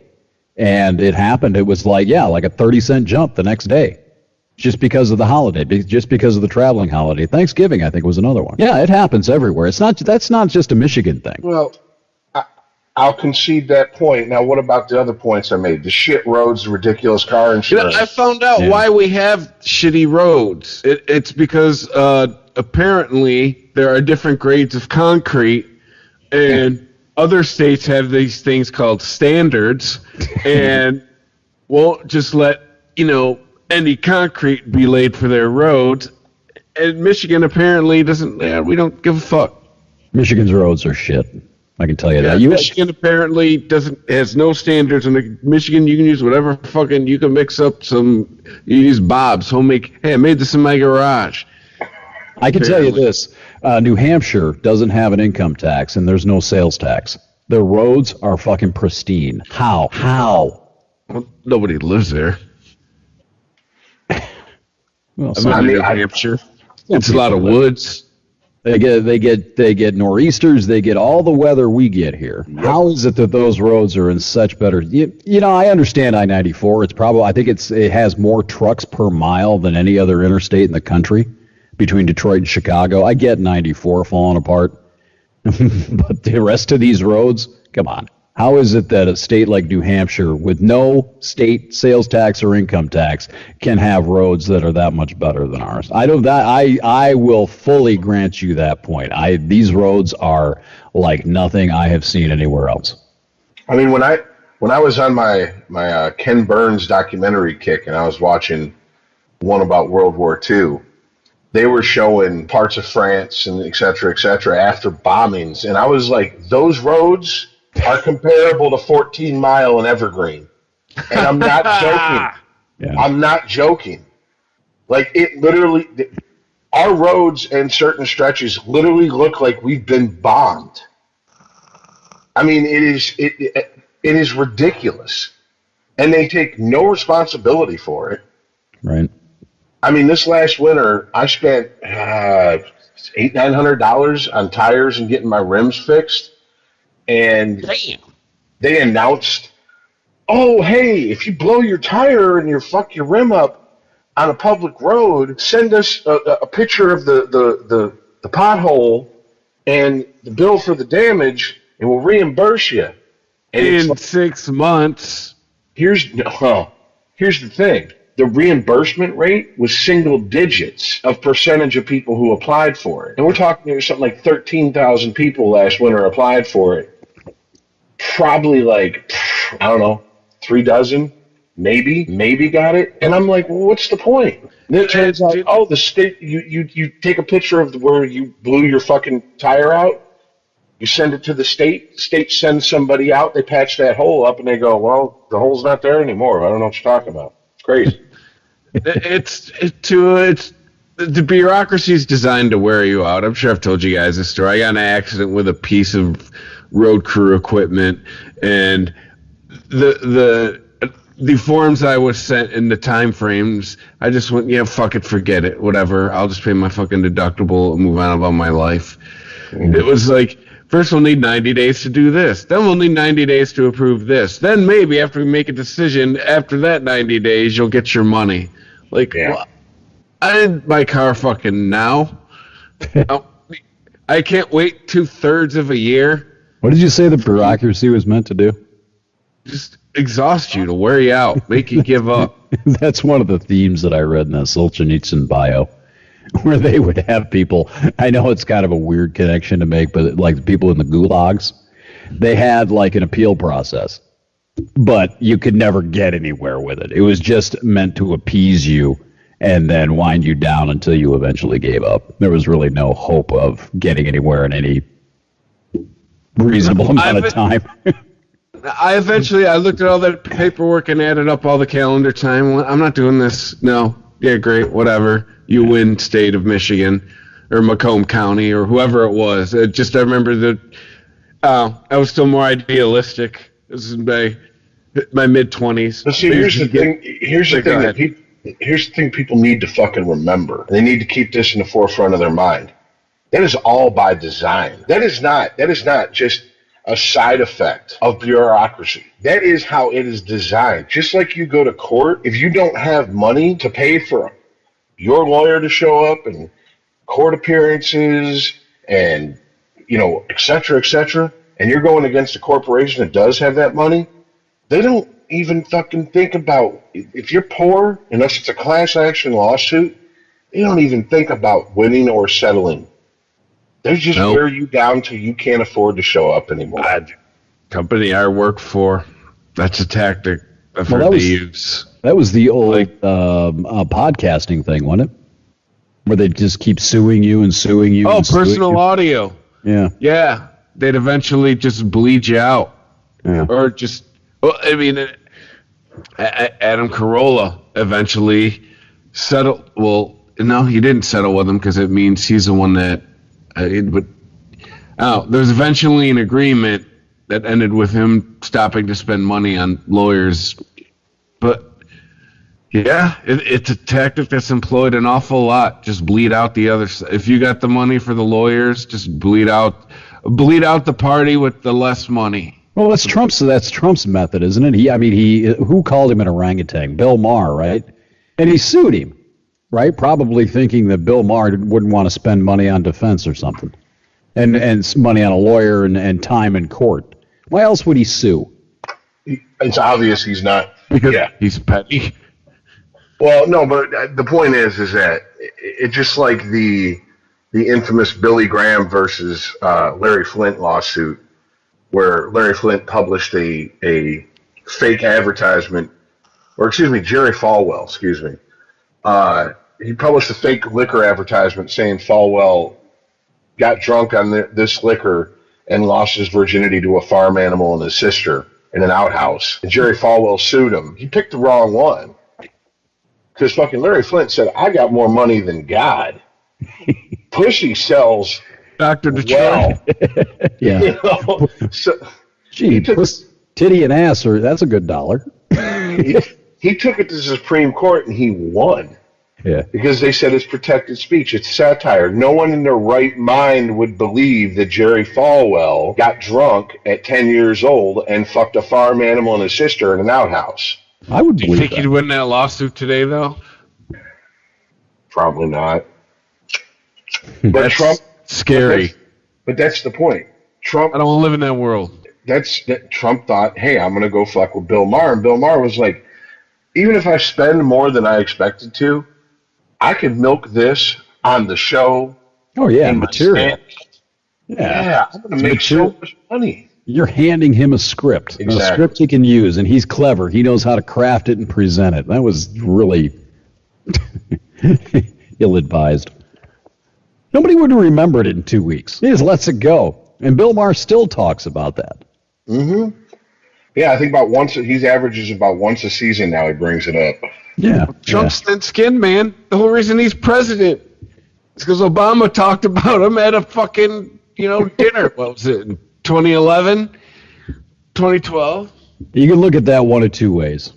You can look at it as he's thin-skinned and he's got a character flaw, but you can also look at it like he became president. It seemed ridiculous, whatever that was, and he pulled it off. Kevin Smith has a bit. It's not a bit. He's told the story about when his dad died, and he realized that his dad died, and he went out like in a pretty bad way. He went out basically screaming. And he said, if that's how my dad goes out, a man who was a good father, a good husband, went to work, did everything right. If that's how he's going out, and that's how I'm going, and that's how eventually we all go out, then what excuse do I have not to take my shot to try to do something? So take your shot. Unless your shot is like killing 20 children, don't take that shot. See, I admire the tenacity of Trump. Yeah. But really, couldn't you have punished America another way? It's just, I'm saying, I'm not glad the man's president. I despise him. But there is an element that you've got to begrudgingly respect about that. From that moment he's sitting in the audience and he's being ripped on by Obama, and that look he had on his face to the day that he was sworn in, I mean, that's one hell of an accomplishment. You take the ends and the means and all that stuff and put it aside. He pulled it off.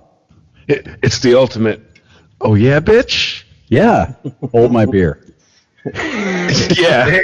It's like he should have at the end of his speech in his inauguration went, by the way, one last thing. Obama, your bitch chose me. Yeah.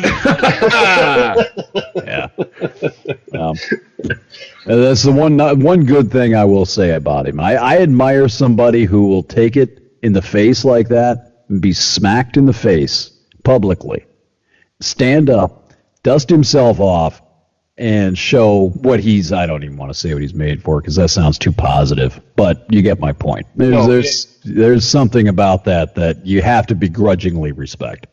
Well, see, that's something that I think we've lost sight of, and I mean, maybe it honestly started with our generation, Gen X. I don't know, but I mean, I remember hearing older people talk, and would say, I didn't agree with this person, but I had to give him a begrudging respect because I always knew where I stood with him. Yeah, does that exist anymore? Does begrudging respect exist anymore? No. It's just begrudging. It does with me and Tom Brady. Okay. It's not a sports podcast. But no. That's a really interesting point. You're right. It doesn't, does it? It's either good or bad. If you don't like a person, you do not respect them. You don't respect anything about them. Well, that's why when I get into... A really interesting point. I never thought of that. I never looked at it from that angle, but that's absolutely right. It's black and white. When I allow myself to get dragged into a debate with a hardcore feminist, one of the things I always say is, you say you're fighting for equal rights. You're saying that you want to tear down a system that holds men back through social constructs, social constructs, just as much as it holds women back, right? Yeah. Okay. Well, I understand. Hey ho, this penis party's got to go. How many times have you and your pink mafia put your pussy hats on, got some placards, and went and marched for fucking equal rights in the family courts? Silence. Because that's different. When it comes down to it, and they see shit like Blake Griffin being told by a fucking judge he has to pay $258,000 a month in child support. God damn! Yeah, a month? I saw that today. Month. Yeah. A month? Month. Yeah. They go, you Do the go, math. bro. You get everything you can from him. Hope you got that guaranteed money. I mean, but once again, I maintain this. If you need that much money to take care of a kid, you're raising your kid the wrong way. And second of all, why isn't that kid living with his father? Why do we extort the father so that kid can continue to live with that kid's mother? If the mother can't provide an environment that child needs to be in to be raised in, give that child to the father. Because if the reverse was true, the minute the father couldn't prove he could provide the environment needed, they would take that kid from him in a heartbeat. No, men are disposable until they're writing the check. That's the attitude. It's like Chris Rock said in his new stand-up, and he was absolutely right. Women, children, and dogs are the only thing that are loved unconditionally in this world. And a man is only worth what he brings to the table. Keep a track at home, kids. That's $3 million a year in child support.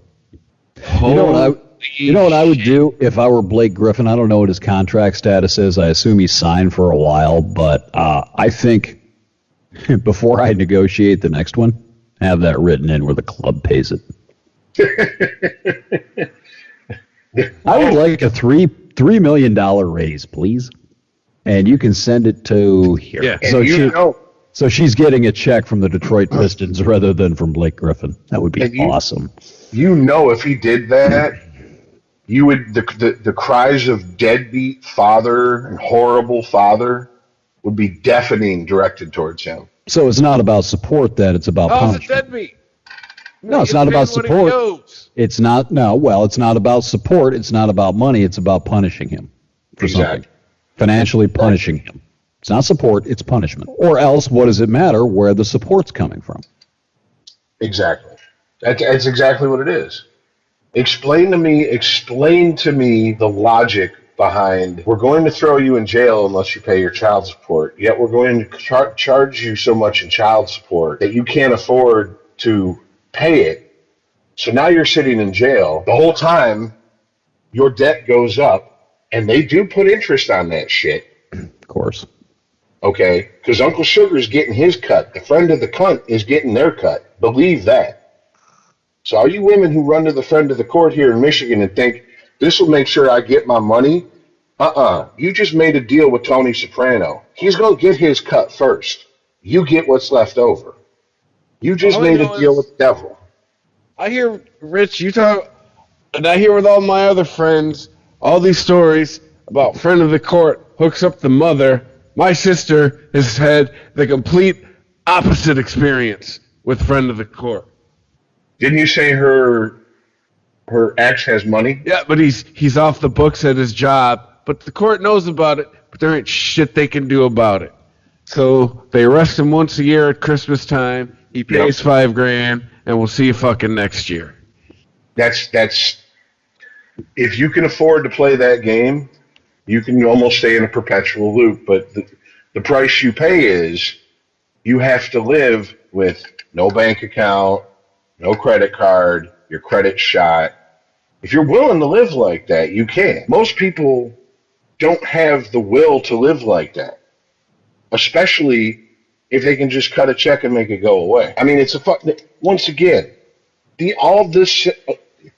every single thing we're talking about with these courts, whether it be child support, whether it be the bureaucracy of you getting into an accident with some city or state equipment, it is all set up by design to be this way. And the fact that no one seems to give a shit, or not enough people seem to give a shit, yet people want to get upset because some silly talking head on Fox News says that if you're a male to female trans person, you're not a biological female. Oh, we have to get the social media mob on him, crucify him, make sure he loses his job. I'm sorry, why are you worried about that when there's a big old fucking dick been fucking you straight up the ass, raw dog and dry for the last fucking X amount of decades? Why aren't you upset about that? That's another reason I just went, I unplug. I don't care. The politics, shit's not going to change for me. I don't make enough money for any of this to matter. I don't have the money I have invested is in boring bullshit safe shit. In fact, what it's really for is one person when I die. That's it. I can't touch it. I don't play the stock market. I don't play them games. None of this shit matters to me. So why the fuck should I spend my entire what limited time on this planet I have sitting here beating my head against a brick wall, trying to get people who could do something to do something, but they're like, I like my Wi-Fi. My retirement went up. It's the economy, stupid. I don't care. There's no point in it. I mean, it's Todd. You said it yourself when we were talking about the abortion thing. You're like, I don't really give a shit. It doesn't affect me. I think it's not that I don't. Let me be clear. I have an opinion on it, and it does matter. I can go both ways on it. I don't think it's a completely irrelevant topic. I think there are much more important things to worry about. So, in that context, yeah, let them fight it out. Exactly. Right. Exactly. And what I was trying to explain to someone who I was relaying that story to was, well, what's more important than that? If you're a woman and you want to protect your reproductive rights. Fuck you, I'm not. Okay, but hold on. This is how it's presented to me.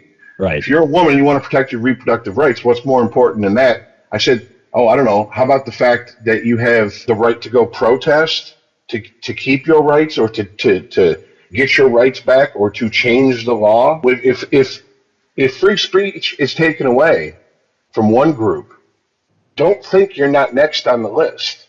Yeah. Eventually, they'll get around to taking it from everybody. And if you can't even, look at the bullshit we have during the Democrat and Republican national conventions. You have to be so many miles away from the convention site to protest. And here's a free speech zone. No, it's America. It's all a free speech zone. Fuck you. Don't tell me where I can say something that's not illegal. Get the fuck out of my face and take your fucking goon squad with you. I don't give a shit about their faggot ass riot gear. But no, we're a bunch of pussies. We're fat, we're happy, and we're content. So we go to our free speech zones and put our pussy hats on, act like we're doing something, and get Ashley Judd riled up. Yeah.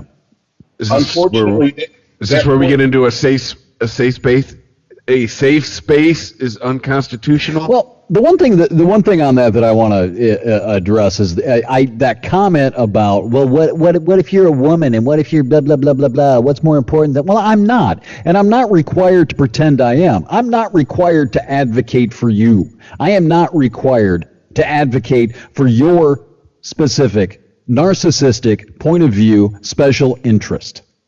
I am not fucking required to do that, and you don't have the right to sit there and demand that I do. I have every right to look out for my own best interest, my own self-interest, and what affects my life in particular, just as you are when you're sitting there whining about reproductive rights.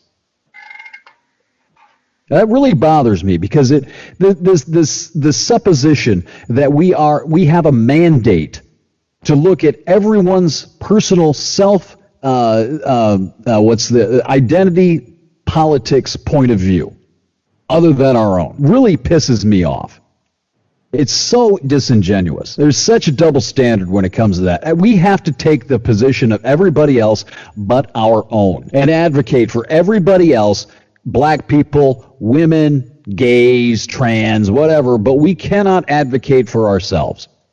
Why is that? And if you are allowed to advocate, it comes after you've already proven yourself to be an ally. Yeah. To everybody else. No, but if you're an ally, you can't advocate for yourself. You have to advocate for everybody else. That's what making you an ally. That's what makes you an ally. Well, that's once again. This goes back to why the fuck are we advocating for stupid shit like race and who you are attracted to? Yeah. What does that fucking? The only fight worth fighting is for the individual to have control over their own life and their own destiny. Right. If you want to get down to it, you always have to be vigilant against governments, against corporations, against major religions. There's any number of people that would be more than happy to take your individuality from you and basically make you just another number or another person in the pews or whatever the fuck. And to me, you can't. It's that simple. Mm-hmm. And you try to have this conversation, and you get dumbfounded stares because people can't get past. But wait a minute, I'm gay, and people hate me because I'm gay. Guess what? I don't give a fuck if you were as straight as the straightest line ever fucking created. Not everyone's gonna like you. They're they're gonna find a reason. Get the fuck over it. Yeah. At no point are any of us guaranteed to be liked by everybody. That's all there is to it. And this is the outcome of playing identity politics. We've split each other up into so many different factions. We can't even hardly keep up with it anymore. Well, it's also an element of an entitlement culture, that you're entitled to automatic respect and happy feelings and happy thoughts and happy vibes from every fucking person that you cross paths with throughout the course of your lifetime. You know, it used to be, again, I'm sounding old here, I just caught it, but back in my day, you had to earn respect. You know what I mean? And now it's like this sort of sense that everything has to be automatically provided to you from the outset, that you're not required to gain any sort of affection from anybody else. You have to be automatically adored and respected by everybody who crossed your paths, regardless of whether or not they're inclined to even like you or not. You know, that comes back to what you were going at, I think, Chris, with the safe spaces. You're not entitled to any negative. You're not allowed to be subjected to any sort of negativity in your life at all. Anything that makes you uncomfortable is an assault. I was taught at a very young age, not everybody's going to like you. Get used to it. Yep.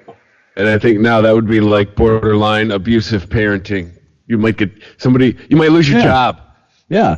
You're talking to your children in stark reality. The ones that are still around, at least, the childhood experts, developmental experts, et cetera, who are at the forefront of this self-esteem movement that they started implementing in our generation. And it only got worse as it went on. The ones that are still around, a lot of them are going, ooh, yeah. Sometimes an idea should just stay something like an idea. It shouldn't really be put into practice because this isn't the outcome that we predicted. You know, this isn't how we meant for this to go. And self-esteem is something that is essential to every person. It's a good thing to have. But self-esteem and supreme confidence in your own ignorance but it's dangerous to not just yourself, but everybody else. Yeah, but you don't get that from somebody else. And if you are, that's something you have to build yourself. It's not something that every human being is required to hand you. That's all that stuff, self-esteem and all that shit comes from yourself. It comes from accomplishment. It comes from perseverance, accomplishing something, doing something with yourself that you're proud of. Not because somebody wants to pat you on the back for being gay. Well, I mean, I was just talking to my brother a couple days ago, and we were kind of about the self-esteem thing, and he was like, I think you harp on that too much. Basically, he was like, old man, go yell at a cloud. Mm-hmm. And I said, okay. I said, do you remember going to preschool? No. You don't remember the preschool you went to? No. I said, it was a private preschool. Okay.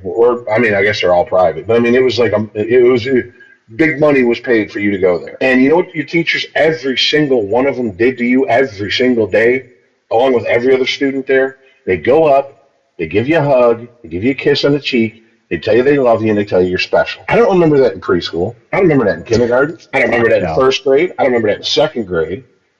Hell no. First of all, why the fuck are you hugging me and kissing me if you're my teacher? Yeah. Fucking weirdo. Second of all, my dad and my mom would have been like, Well, let me take that back. My mom wouldn't have gave a shit one way or the other. My dad had been like, Mike, don't lie to that boy. You know how I keep hearing in my head, who the fuck do you think you are? What are the You know, had I expected that or asked for that or sought that out when I was a kid, who the fuck do you think you are? I would have heard that repeatedly. what are the hallmarks of, I think, adulthood is realizing that nobody gives a fuck about you. Like, you are just a speck. You are one of 7 billion. Yeah. And it kind of goes with the discussion I was having with Mandy about religion. You know, it's you know how we're both, me and her are both kind of wired the same way. We're like we'll both, you know, you're always told an agnostic is a cop out. Because, you want to be religious, you just don't want it. It comes from the attitude of, like, go outside in the country where there's no lights and look up. But I know the answer. Yeah, me. Right. Okay, sure. Well, criticizing agnostics is like criticizing people in the center now of the political spectrum. You know, it's looked at like wishy-washy and non-committal, where you're not choosing a side. You know, there's an element. You know, it goes back to this cosmic speck of dust, but I know the answer. Sure. Yeah. Okay. Right. I'm a cell in a massive organism, yet I know how the entire organism's wired and was created. And better yet, over 2,000 documented religions on this planet, you chose the right one. You were born into the right one. And nobody seems to notice most of them have the same fucking blueprint. Yeah. And there's, you know, I don't want to get too philosophical. The Joseph Campbell and a few other authors go into why that is, why they came from the same story. I mean, the similarities between the Egyptian religion, you know, the virgin birth and all that stuff with contemporary Christianity is stark. And they were created supposedly independently.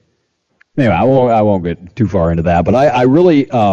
There's a guy named Stuart Huff. He's a comedian that I found in Chicago. He's a nationally touring guy. If you guys ever see him, see his name come up somewhere, give him a shot. But he really got really emphatic in one of his shows about being able to just say, I don't know, and being able to just leave it there, you know, and not having to choose a side, and not having to pretend like you have the fucking answer and you are on the side of right.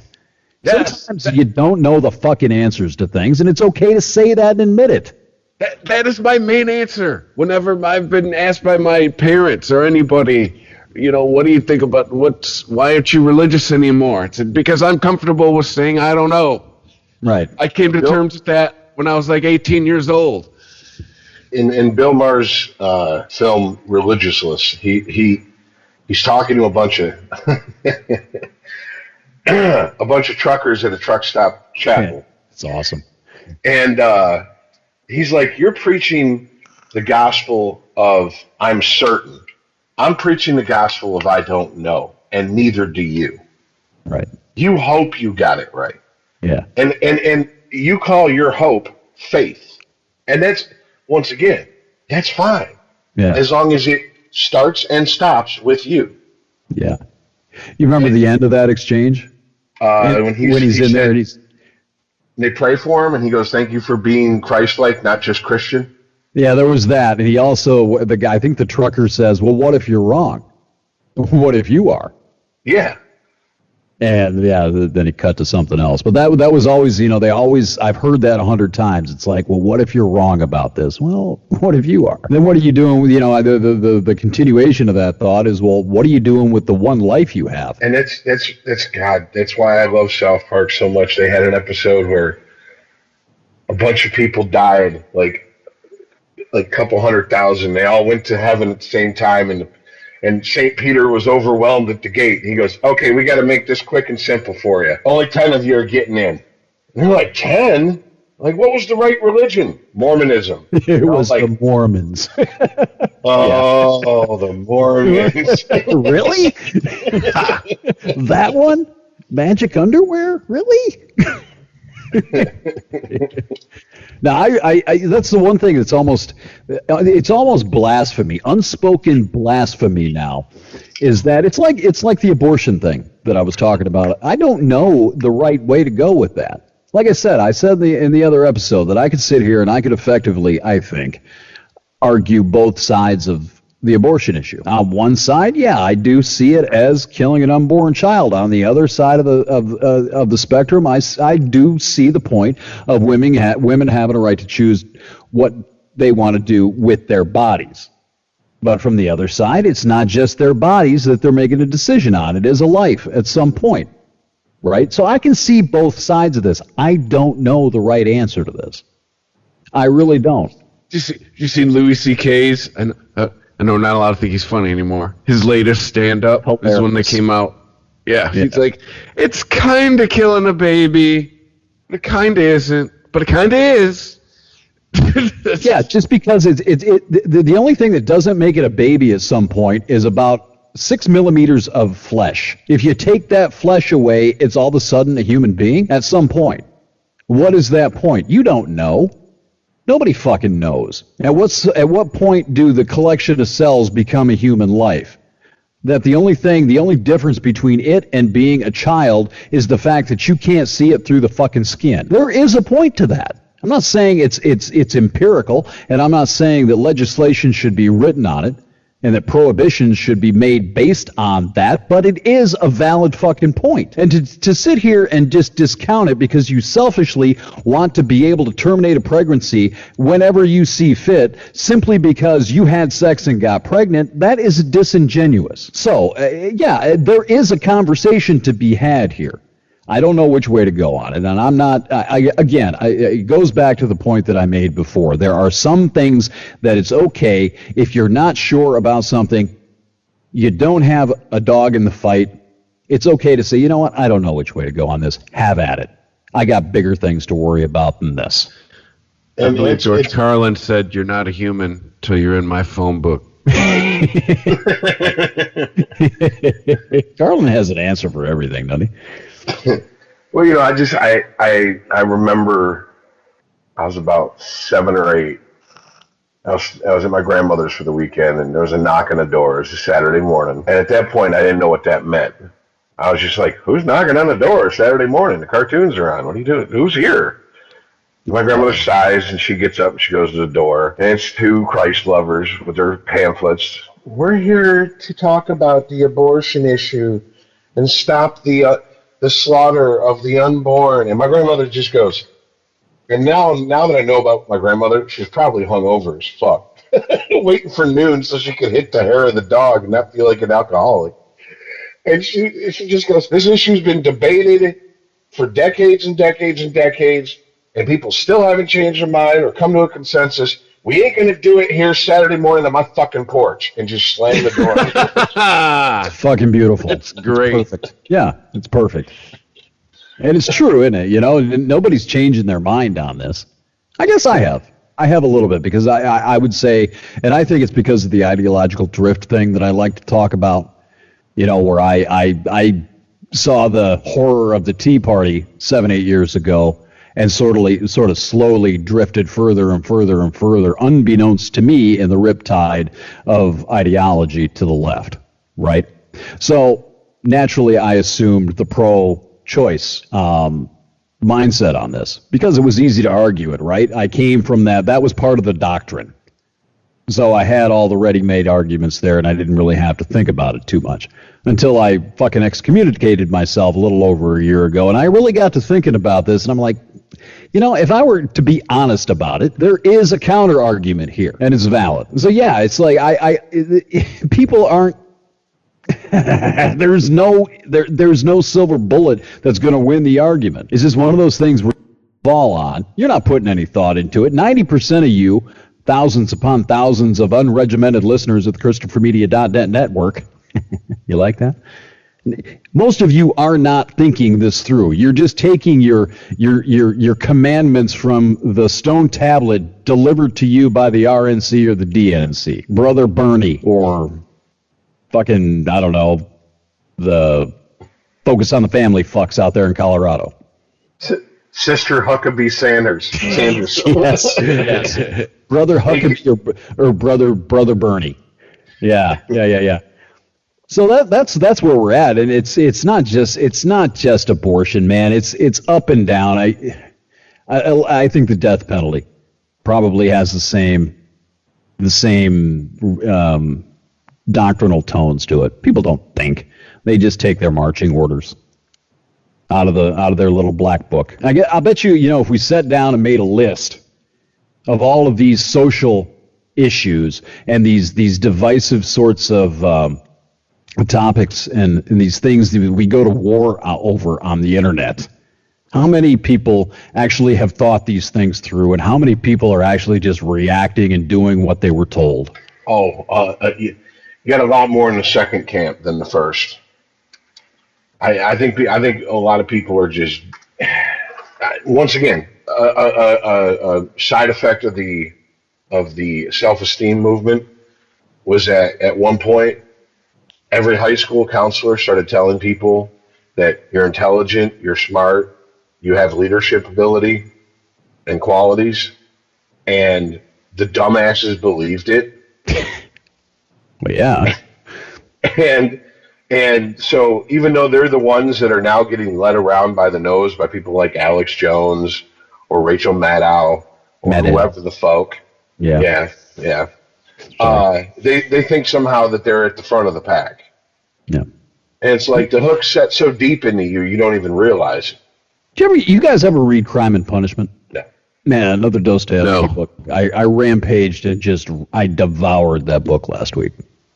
And that's an element of a psychological element to Raskolnikov or whatever the fuck the protagonist's name is in the book, is that he thinks that he's special. He thinks in his own mind that he's a genius. He's got this ingrained in his head that he is somehow going to change the world. And it leads him to kill this pawnbroker woman, right? And the rest of the story is basically him dealing with guilt and watching the walls close in around. It's a fucking great book. It's creepy as fuck.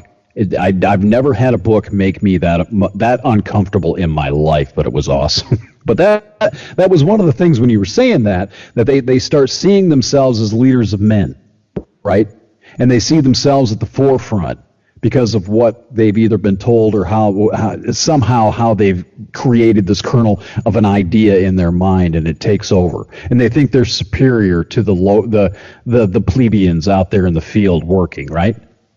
And we have everybody now is the intellectual bourgeois looking down upon the masses upon masses of unwashed intellectual plebeians. I just mixed my social metaphors. I apologize for that. The proletariat, the intellectual proletariat out there toiling and picking their potatoes.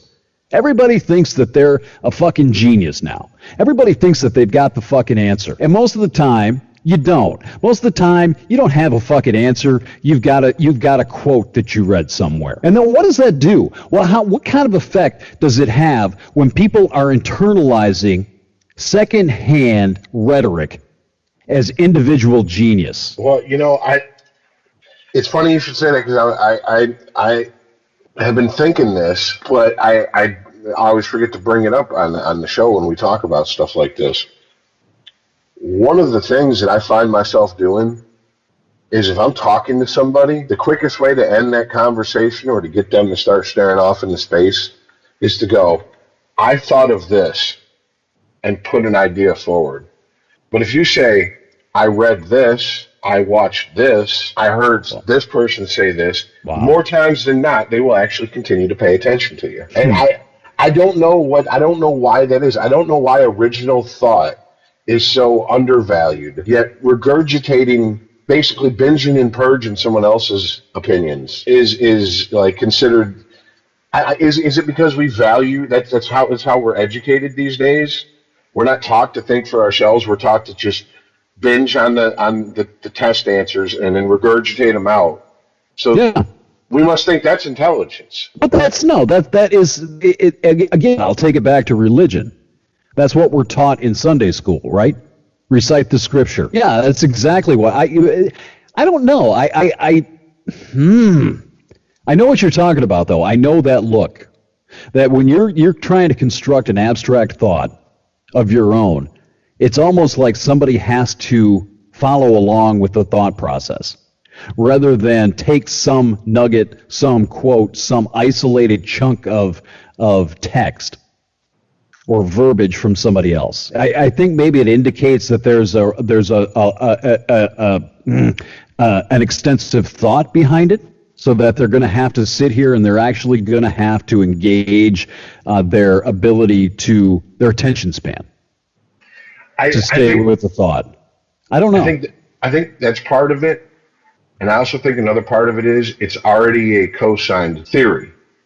Someone took the time to either record, print, right, whatever, put it out there. The thought that someone else said. So the more people accepting this thought, the easier it is for me just to go along with it. Well, that's Emerson, and that's Ralph Waldo Emerson's this essay I was reading earlier this week, and that he was talking about quotations and basically ripping other people's ideas off and quoting them in your own work, right? And that was one of the things that he said is that somebody else, if you can use a citation or denote someone else saying it, it adds weight to the speaker or the writer. Yes. Right? So if you can put somebody else's name to it, it adds gravitas to the conversation or the idea you're trying to get across. Whereas if you say, I thought of this, well, it's just you. So yeah, there's something, that's something, it's an idea that's not original. So it's not really you. So you can say, actually, that next time you mention this, say Ralph Waldo Emerson said, and then inject your own thought into it. You're basically saying the same thing, and maybe you'll get more weight with it. Well, I mean, I even remember as a kid talking to different family members, especially once I started developing my own ideas about certain subjects. And inevitably, if I said something that they just disagreed with, they would stop me and go, who have you been talking to that put these ideas in your head? Yeah. And it was like another way to absolve me from the idea that they thought was a bad or evil idea. Like, no, you couldn't come up with this. Someone's put this in your head. And it's like, right. It took me until I was about 16. My uncle said that to me for probably literally the 100th time. And I said, I don't know, who put the idea that Christ was born a virgin and walked on water and resurrected the dead and died and came back from the grave 3 days later for your sins? Who put those ideas in your head? Because if you right now as an adult, if you've never heard that story, never heard of the Bible, and I handed it to you, you would not read that and A, think it's a good piece of literature, B, think it's factual. But since they shoved it in your head when you were a kid and you were told to believe it or else, you know what I'm saying? I would take exception with the literature part. I think if it was put in context as a receptacle for wisdom, collected human wisdom and how to live without going at each other's throats, I think you could interpret it as a good piece of literature. Now, as a play-by-play for history, yeah, probably not.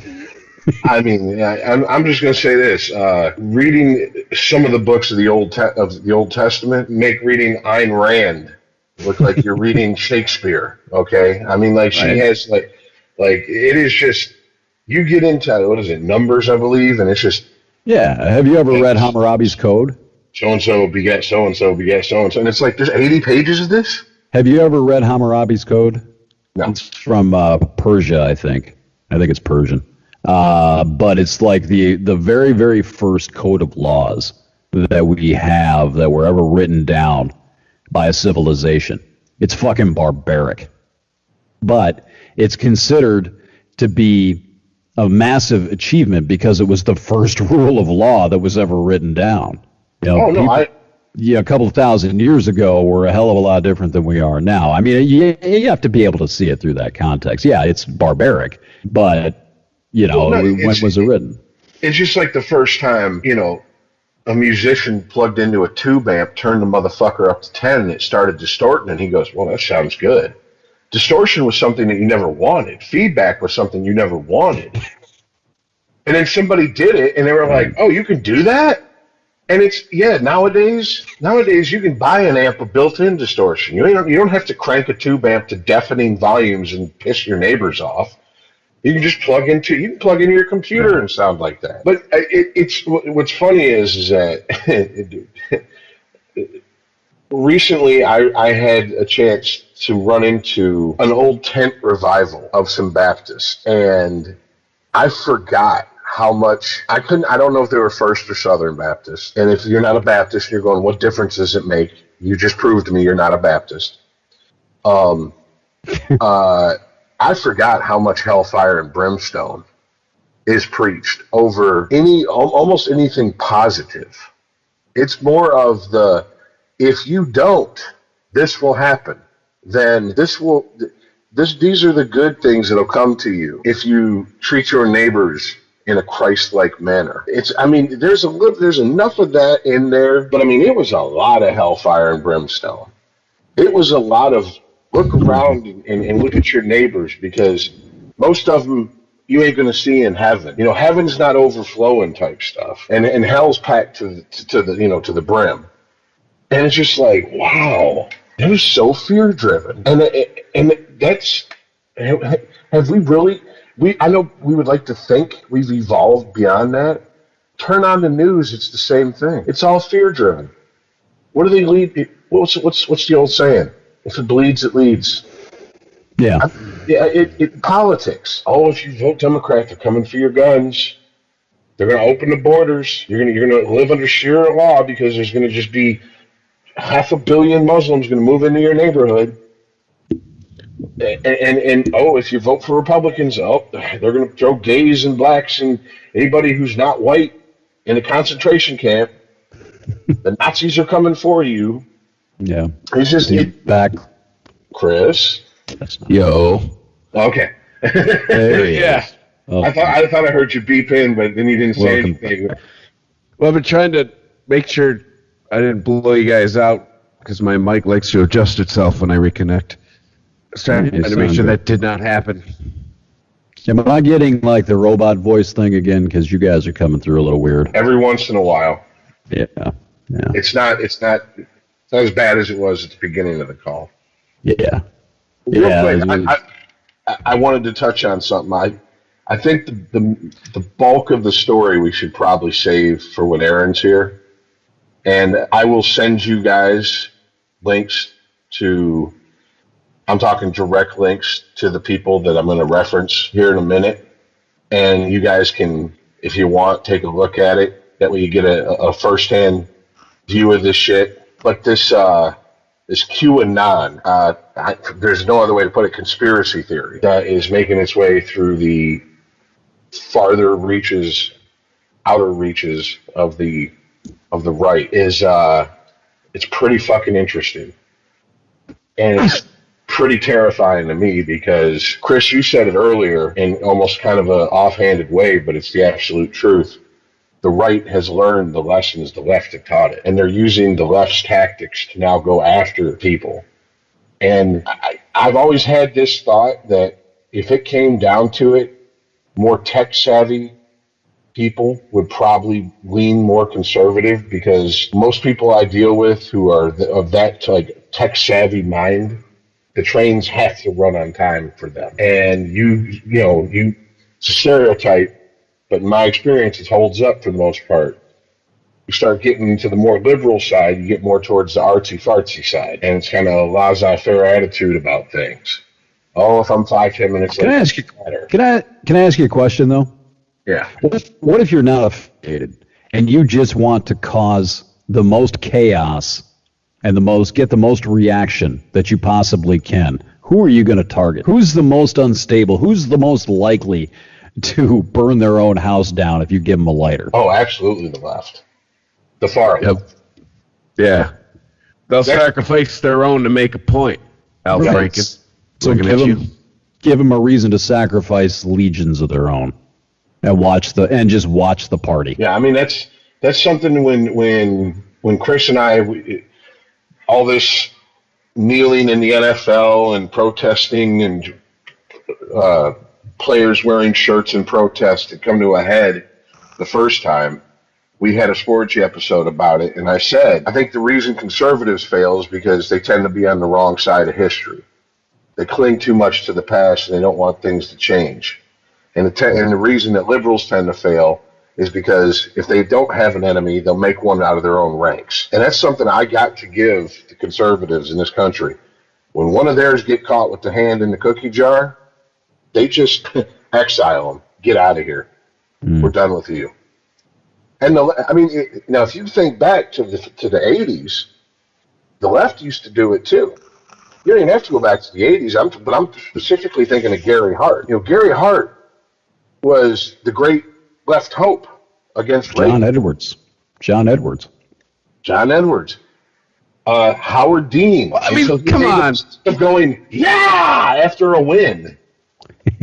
But John, he cheated and divorced his wife who had cancer. I mean, that is... So did Newt Gingrich, though. It's just... At that point, it's like, oh, come on, buddy. Like, you're making this hard. No. I am not defending him. I'm just saying it wasn't unheard of for a high-profile politician who was being groomed to be the head of their party for that to happen to. The difference is, where the fuck is John Edwards? And Newt Gingrich is enjoying retirement somewhere because he still had a career after doing that. Right. I mean, the far left used to just go, okay, we're done with you. And I think the closest they've done it recently is Anthony Weiner. There has been a quick... Yeah, but that was more of just like that was almost like a ghosting. Like they just were like, if Al Franken was in a relationship with the left just stopped calling, blocked him on social media, and was like, nope, I'm never speaking to you again. Well, he's no longer in office. Well, yeah. But Weiner also crossed that line, like the kind of just was talking about with John Edwards. They kept looking the other way with Weiner. And finally, when it was a 15-year-old girl, they're like, all right, Tony, listen. Like, we looked the other way the first 12 times, but now they're underage. We got to let you go. Who was that New York state or city prosecutor that he had a CNN show after a while, I think, but he was a rising star on the left as well, and something happened that tore him down. You know who I'm talking about? I can't remember his name. Oh, he got caught with that hot-ass hooker. Oh, I see that as a virtue, to be honest with you. Elliot Spitzer. Elliot Spitzer. Yeah, the man had taste. This was not some third-rate backwoods Possum Lick, Arkansas strip club hooker that he was with. No, if you're going to lose a kingdom over some pussy, that's the pussy. That's dime piece, high grade.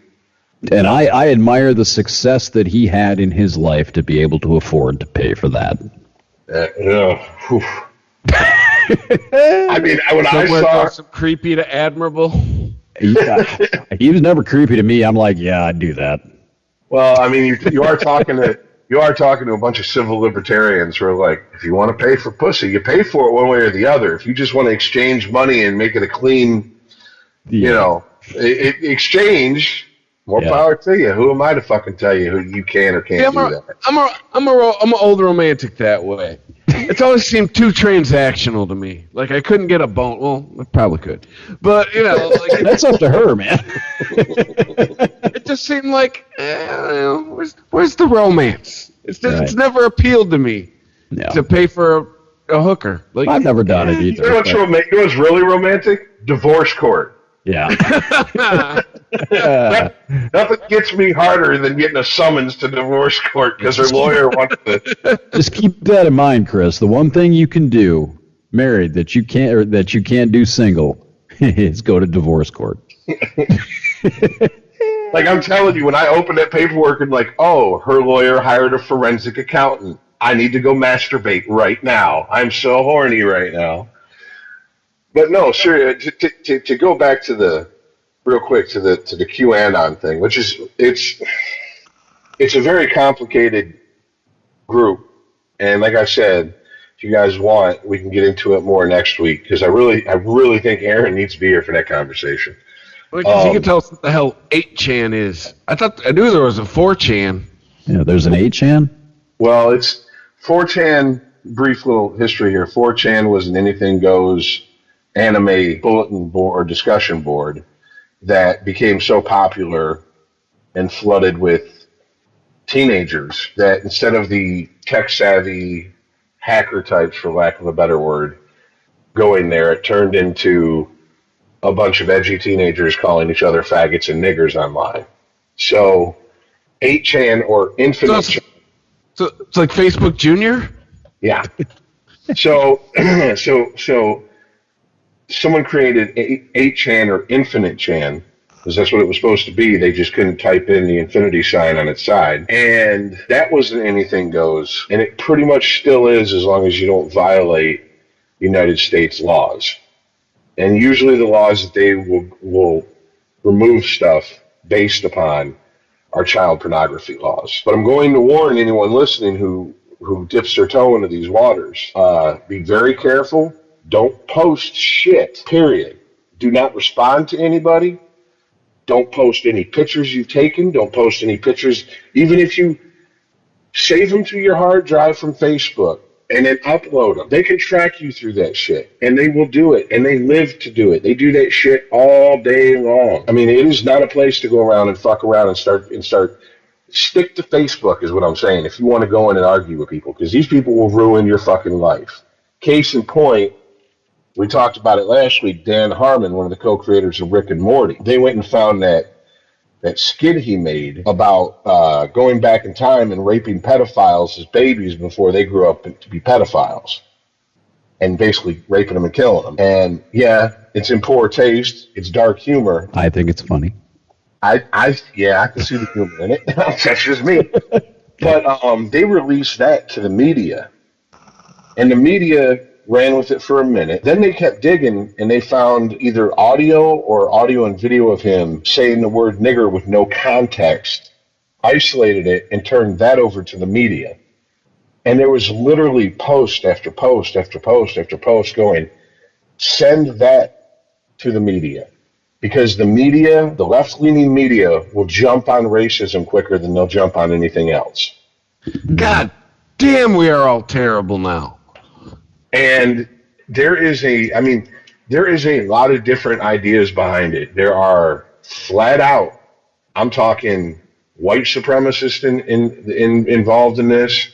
Then there's the flat earth, lizard people type folks. Jesus. Then there's the savory. There's the Pizzagate, all the elites in Hollywood and in politics are raping children and performing satanic rituals. All these different ideologies and theories and conspiracy theories can come together against what they perceive as one common enemy. Yeah. And that is the quote-unquote left, the progressive left. They're making me reconsidering fatherhood. Quick aside, remember I told you about that conspiracy, that radio host, the paranormal guy that I worked with in Denver? Art Bell? Kind of like him, but he was on opposite Art Bell back in the 90s on Paranet. He was he was down that line though, like sort of Alex Jones. He filled in for Alex Jones back in the early 2000s. I told you guys the story a long time ago. What pushed me out of that, he was kind of grooming me to sort of take over the show or do my own show down that line about 12 years ago. He believed exactly what you were just talking about the elites kidnapping, raping, and sacrificing children.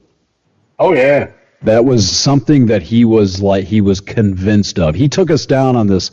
I love to tell this story, and I'll get into it some other time, the long form version of it. But he threw us in his big white Bronco one day, me and his other assistant guy, drove us from Denver to Colorado Springs, found the Rockefeller compound, and we were creeping around the outside of the Rockefeller compound because he was convinced that there were kidnapped children being raped and sacrificed there. And lo and behold, of course, no shit, we started to be followed by like this really inconspicuous looking sedan through. It wasn't Colorado Springs. It was Castle Rock, and we were like ran out of there by this fucking car chasing us down this dirt road. Well, sure, because it's a compound. It's got private security. Yeah, but that's not the mentality that we had that day, you see, because we I were understand. conspiracy minds, so we thought we had, like, lizard people chasing us in this fucking car through Castle Rock, Colorado.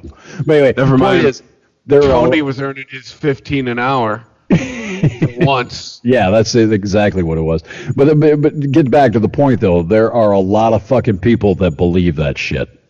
Yeah, that's the shocking thing. This isn't when the Pizzagate story broke, I kind of chuckled because I remember back in like 2000, 2001 being a member of this huge musicians forum that had literally like a couple 100,000 people that posted every single day. You can go on there 24/7, 365, and find someone to either talk to, get into an argument with, start a flame war with, whatever the fuck. It was never dead, period, never dead.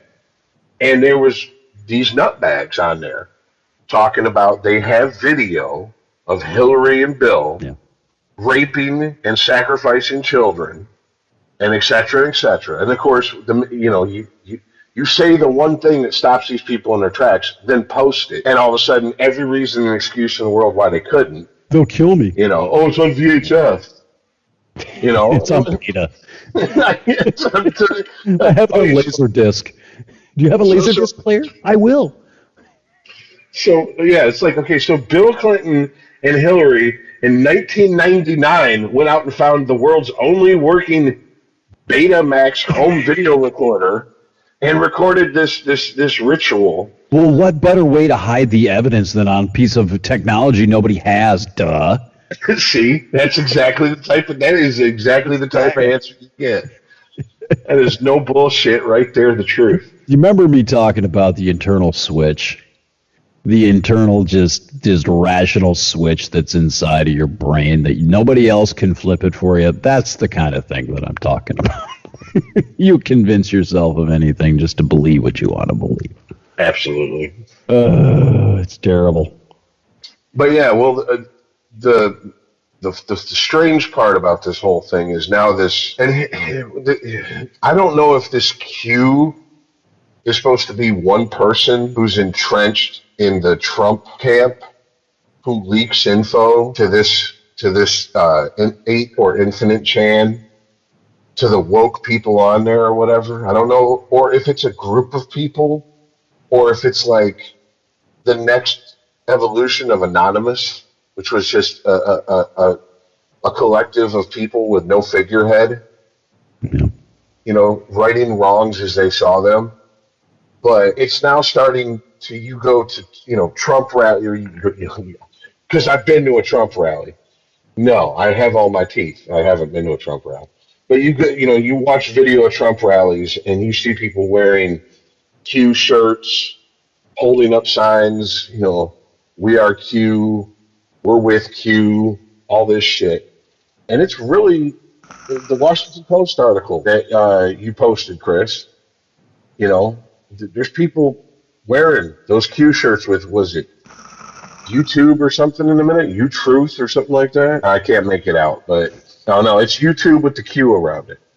We are Q, holding up signs like that. This to me, for all the hand wringing and all the pearl clutching over the Nazis are coming. Fuck the Nazis. Bunch of jackbooted jackasses who can't wipe their ass with 2 hands, a flashlight, a whole fucking roll of toilet paper, and instructions.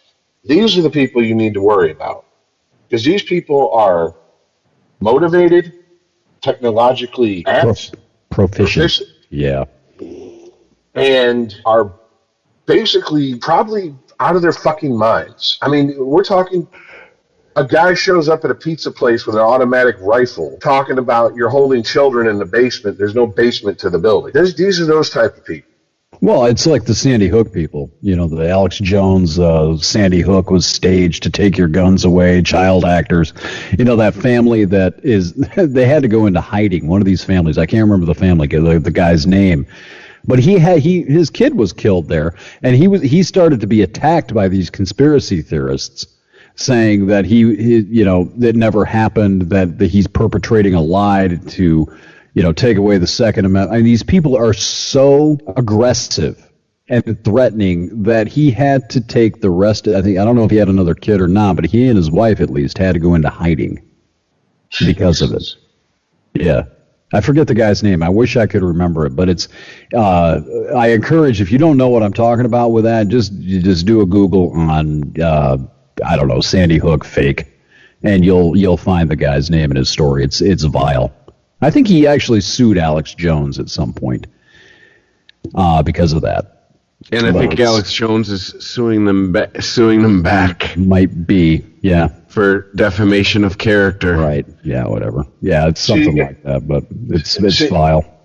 And here, I made the cardinal sin. I clicked on the comments of that Washington Post article, and this third response down tells me that this is why I'm not hopeful for this country anymore. I can't even lie and say I have a sliver of sausage party hope. Third response down starts, "A sea of white faces tells it all." Yeah. Just because you are white doesn't mean you earn the right to the good life, especially when you chose to be ignorant, lazy, and just plain moronic. Instead, those brown faces, my angry white morons that you see around you, have earned the right to the good life because they are hard workers, raise good families, get educations, and are good citizens. Unlike you who whine about jobs that are not coming back, get drunk or doped up on opiates, and spend all your free time on nutcase conspiracy websites. Yeah. So one generalization. I kind of see that battling another generalization. But the point is that you don't understand. The people that he's talking about are the people that don't care about recruiting you to their side. You're either on their side or you're their enemy. Yeah. To the guy who posted that, whether he wants to admit it or not, he is the flip side of that exact same coin. Absolutely. And he showed his hand. He showed his hand with all the white people comments. Mm-hmm. It's true. Because if I watch a riot where it's 99.9% of black people rioting, and I go in the comment section and I make a comment about the sea of black faces tells it all. Oh, no, well, yeah, that's... Don't do that. No, remember, my racism test. My racism test. Can you flip the situation around and it not be racist? If the answer is no, then it's racist. Yeah. And this only gives credence, and I hate to say this. I hate to fucking say it, but it gives credence to the whole white racism thing. Reverse racism. Racism against white people argument that you hear from the batshit right. It gives credence to it. Well, it's making a sweeping generalization. What is racism? Generalization about somebody based on the color of their skin. That's racism. Yes. That is racism. Racism is not color specific. Well, it's not defined as white people not liking another color. It is a generalization against a derogatory generalization made against another race, period.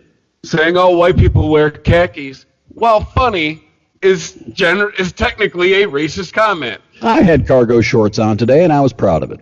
Fuck you. I'm wearing khakis right now. All right. Saying that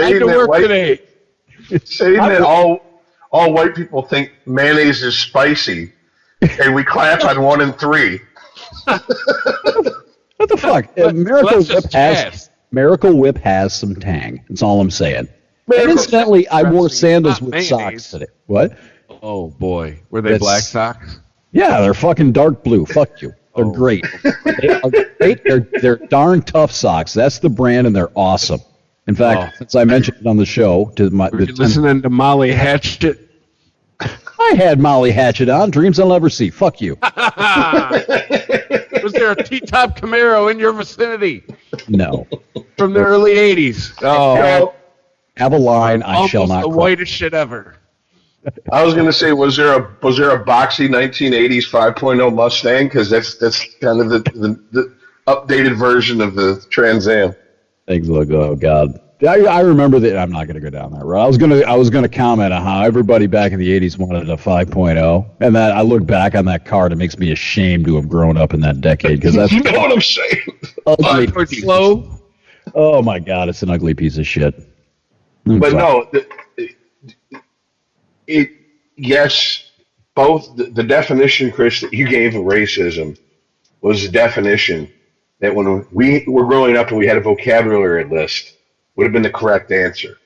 Yeah. But you have a lot of university professional students turned professors who've never set foot in the real world, who have tenure, who have worked day and night to change the definition of racism to only the race that's in power can be racist.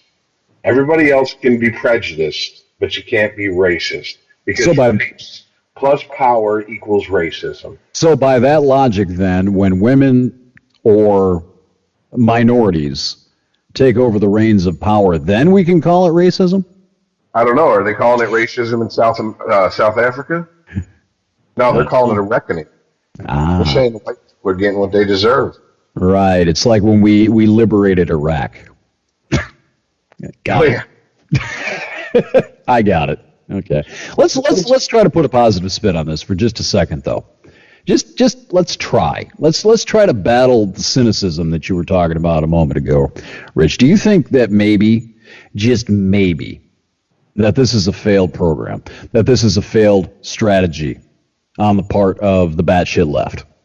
That at some point it's going to get to a point of critical mass where there's so much of this and so much of this that we reach a saturation point, and it doesn't matter anymore, and the pushback begins. Do you think that's possible? Do you think that is even a viable, possible alternative future that we're looking at? Yes, in the aspect of everybody I talk to who is very liberal either fall into one of two camps very neatly, and it's scary. And it's either the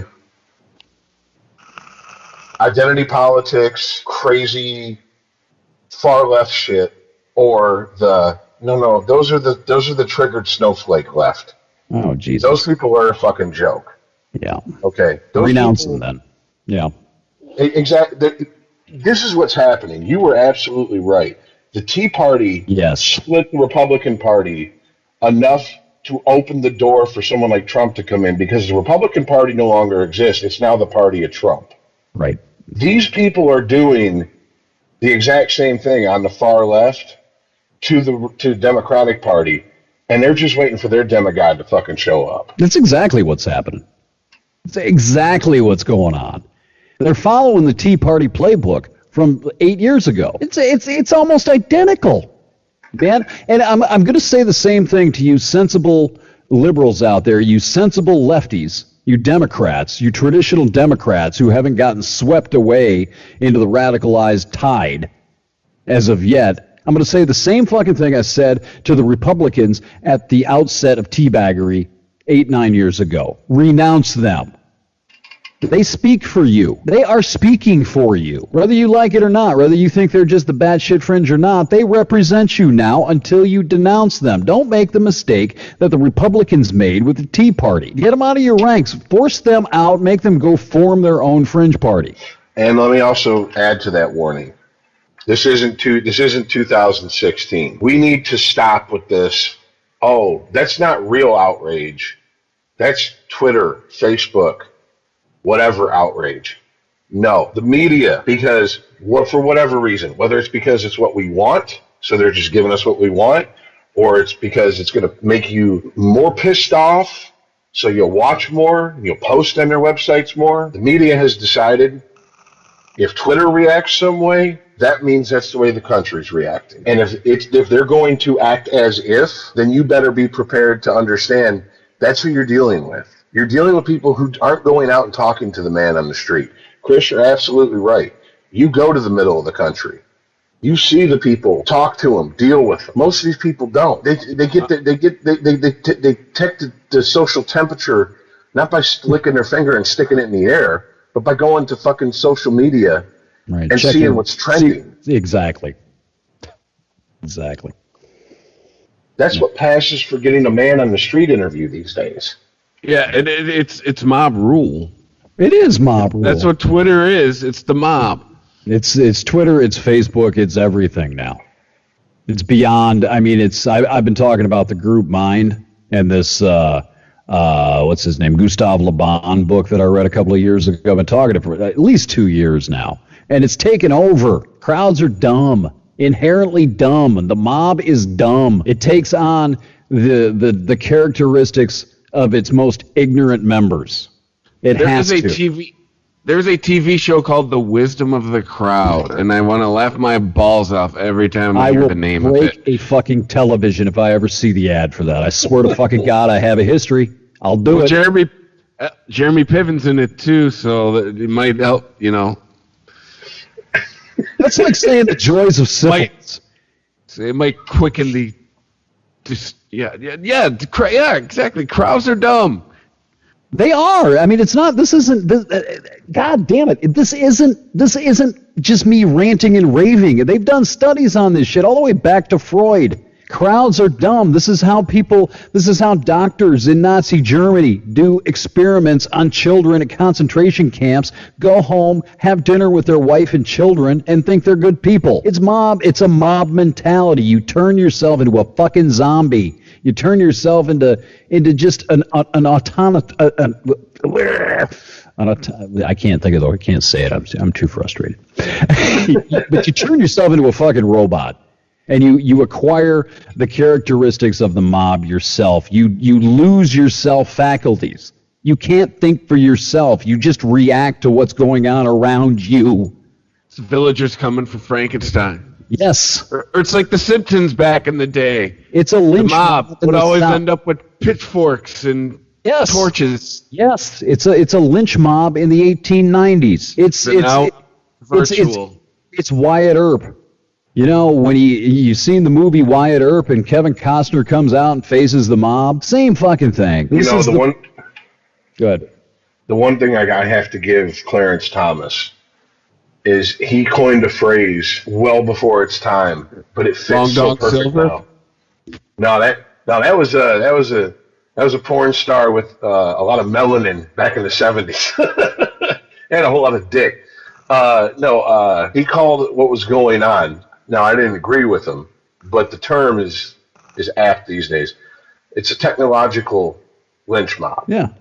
That's what we have. Yeah. We have the rule of law that decides whether you go to prison or you remain free. Then we have the rule of social media that decides whether you're ostracized from the pack, basically excommunicated from the human race for X amount of time. And once you've done your penance and you've proven yourself to be, penitent enough to come back, they let you back. Case in point, they just reinstated, after 3 years, Hulk Hogan into the WWE Hall of Fame. Right. Why was he taken out? Because he said the N-word on a videotape, and it come out 3 years ago. Let me ask you a question. What has he done? What has happened in the last 3 years to now he can come back? Oh, that's right. It's fallen out of the front of our minds. It's like guys. And he kept his nose clean for 3 years. Well, how do we get Kramer back on TV then? Reruns. I saw him tonight on Seinfeld. I saw the Keith Hernandez episode tonight on Seinfeld. Well, I mean that's exactly. I was talking to a friend a few months ago, and she goes, "Yeah, I was flipping through the channels, and there was a Woody Allen movie on, and I watched it." And I'm like, "So?" She goes, "Hey, but he's a fucking child molester, and he's this, and he's this, and he's this." First of all, it's on broadcast TV, so you didn't pay to see it. Right. Second of all, okay, even if he is all those things, beyond a shadow of a doubt, what about everyone else that worked on his movies to get back end on that? They don't get, so they shouldn't have the opportunity to get a check and feed their families because he fucked his stepdaughter? Well, this goes back. I think it's the Jordan Peterson book again, and what it boils down to is I've mentioned this in another episode. I'm not sure if you were on this one, Chris. I think you were, where it's the equivalent of scrubbing history, purging people from history, burning books. In other words, Woody Allen doesn't exist now. Everything that he ever did suddenly has to be taken out of circulation, cannot be watched, cannot be put in front of any eyeballs because of said crime. So you're purging him from the humanity's record. That's the attitude that people are taking, right? And when can we see Louis C.K. do stand-up again? He's been purged. He's been scrubbed. He's been scrubbed. Right now? Don't let any of your liberal friends see that, because then you'll be deemed, ideologically, what's the word I'm looking for? Undependable, unreliable. I will say this. I listen to Joe Rogan, not religiously. I don't listen to every episode, but the ones that catch my interest, I do listen to. And there is a huge groundswell of support for Louis C.K. based on the fact that if you go and you read the accounts and you read the stories that were told, he never just whipped his dick out and started jerking off in front of these chicks. He always asked if he could, and they said yes. Most likely because they didn't think he was serious. And so you have... It sounds like a bad episode of some show, man. It sounds like a bad episode of Married with Children. Bud starts jerking off in front of his date or something. You know what I mean? It sounds ridiculous. That's... As fucked up as this sounds, show me the crime. There isn't one.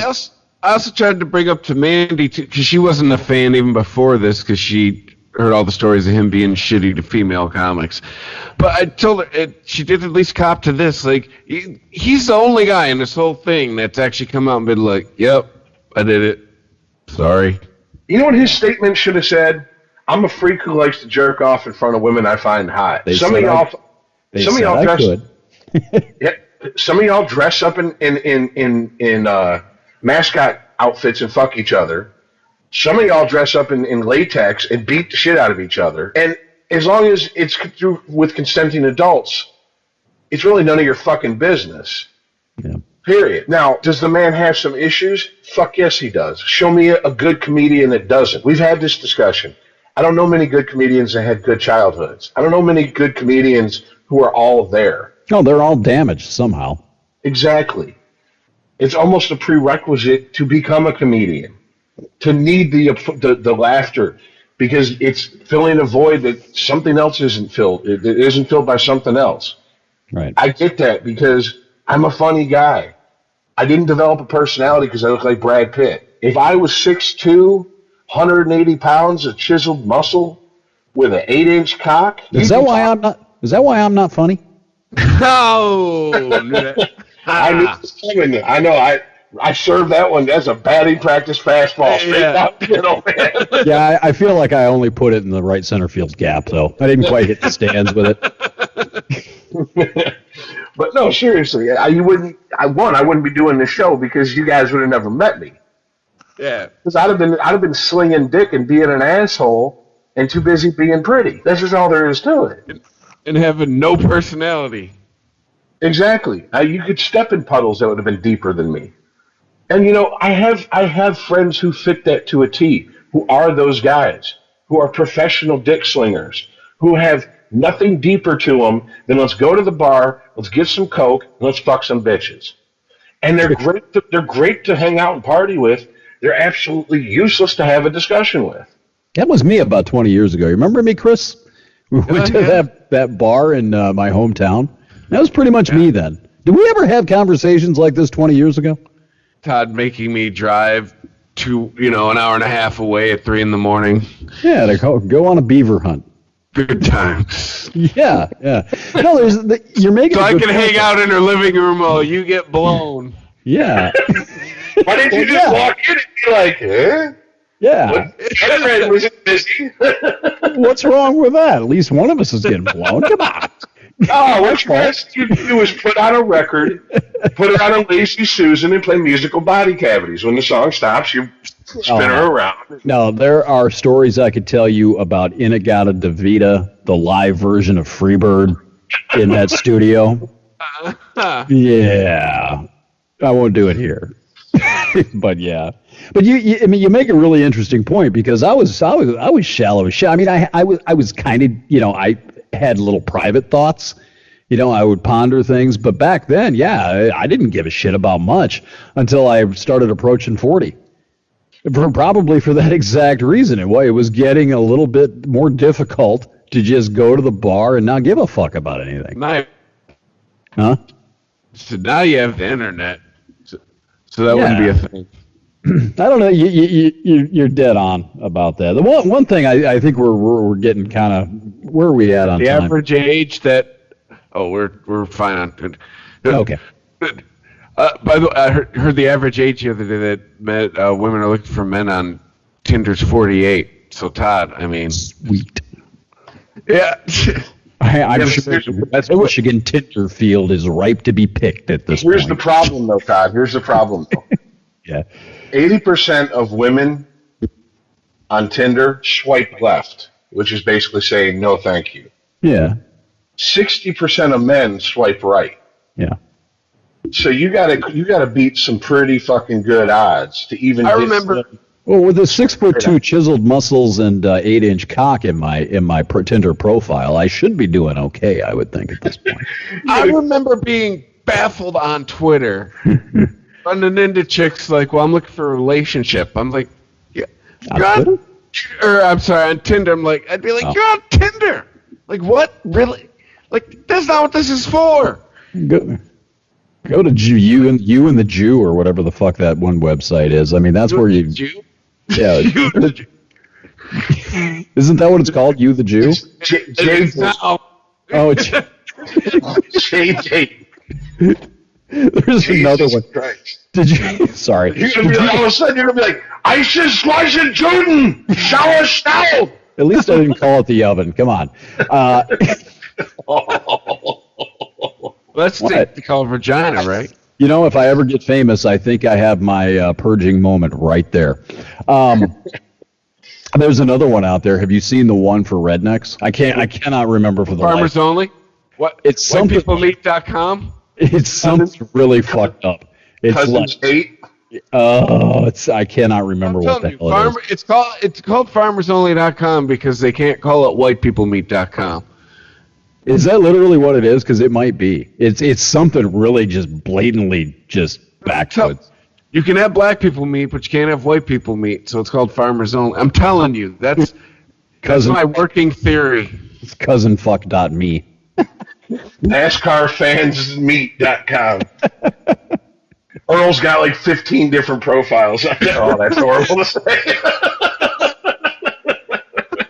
Wow. Okay, we have gone off fucking rails here. I'm sorry, I started this with the oven crack, and I apologize to every listener out there for what's about to come. But but you got to watch out for this. This is the beauty of knowing a lot of younger people who like use this like Tinder and shit. There is a phenomena out there of women who will swipe right, start talking to a guy, and then tell him, I can't meet up tonight, but, I'm really hungry, so could you, call a pizza place, place an order for me, have it delivered to me?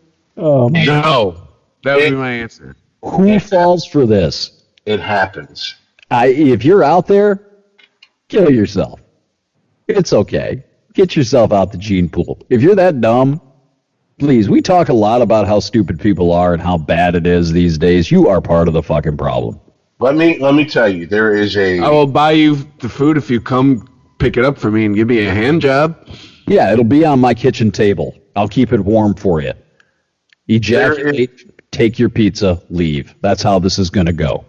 There's a regular customer who is a very good-looking woman who's very young, and she probably 2, 3, maybe sometimes 4 times a month will get a delivery, and it's always from a different man calling in with a different credit card. And Everything's taken care of. Tip and everything. She never sees the bill.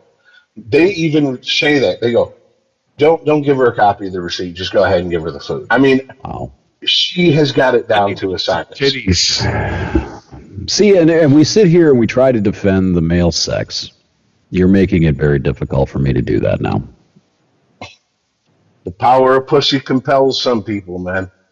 Good boy.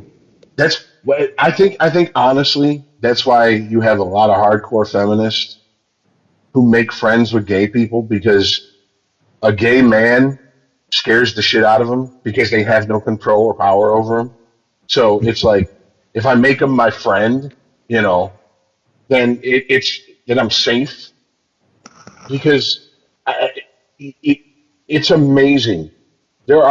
I'm not saying the majority, but ladies listening, you know this to be true. You have friends that are like this. There are a number of women in this planet who, if they can't control you with some pussy, have no use for it, period. Right. End of story. And there are guys who are so fucking desperate that I cringe for them. Like, I'm like, dude, just fuck your man card. Hand your dick and balls over. Yeah, if you're gonna pay for it, get it guaranteed. It's about being able to have it given to you, though, isn't it? Having somebody that wants to give it to you, no matter what it is, no matter how you have to degrade and defile yourself in order to get someone to give it to you, so you don't have to feel the shame of being forced to pay for it or download something on YouPorn. That's what it boils down to. Now, the flip side is, I know a guy who uses Tinder quite a bit. And he's one of these guys who just seems wherever he goes, cocaine appears. And the pictures... Is he Snowman? Yeah, pretty much. He's Frosty the Snowman. That's what I should start calling the fucker. He's always got a red nose. That's Rudolph. Yeah, it's Rudolph, the cokehead reindeer. I forgot. Call him Rudy. Yeah. Rudolfo. But no, he's shown me pictures. He's told me stories. He's shown me text. And I'm like, oh, Doug Stanhope was right. The reason cocaine's illegal is because it makes getting pussy too easy. Because there are women out there that you throw down a big fat gack of a line, and they're going to be slobbing your knob right after they're done with it. Just not a care in the world. And I'm just like, if that's how you want to live your life, man, seems to me you're a scumbag, but whatever. No, it's better than like 4 divorces. I'm just saying, to me, that's just, you're setting yourself up for a fucking, but your honor moment, you know, looking at a long. Oh no. You know, some Bill Cosby type shit. He gave me coke and I didn't know it. That's all I gotta say. Oh, I thought you meant more like she said she was 18. There's the date rape. There's the he drugged me.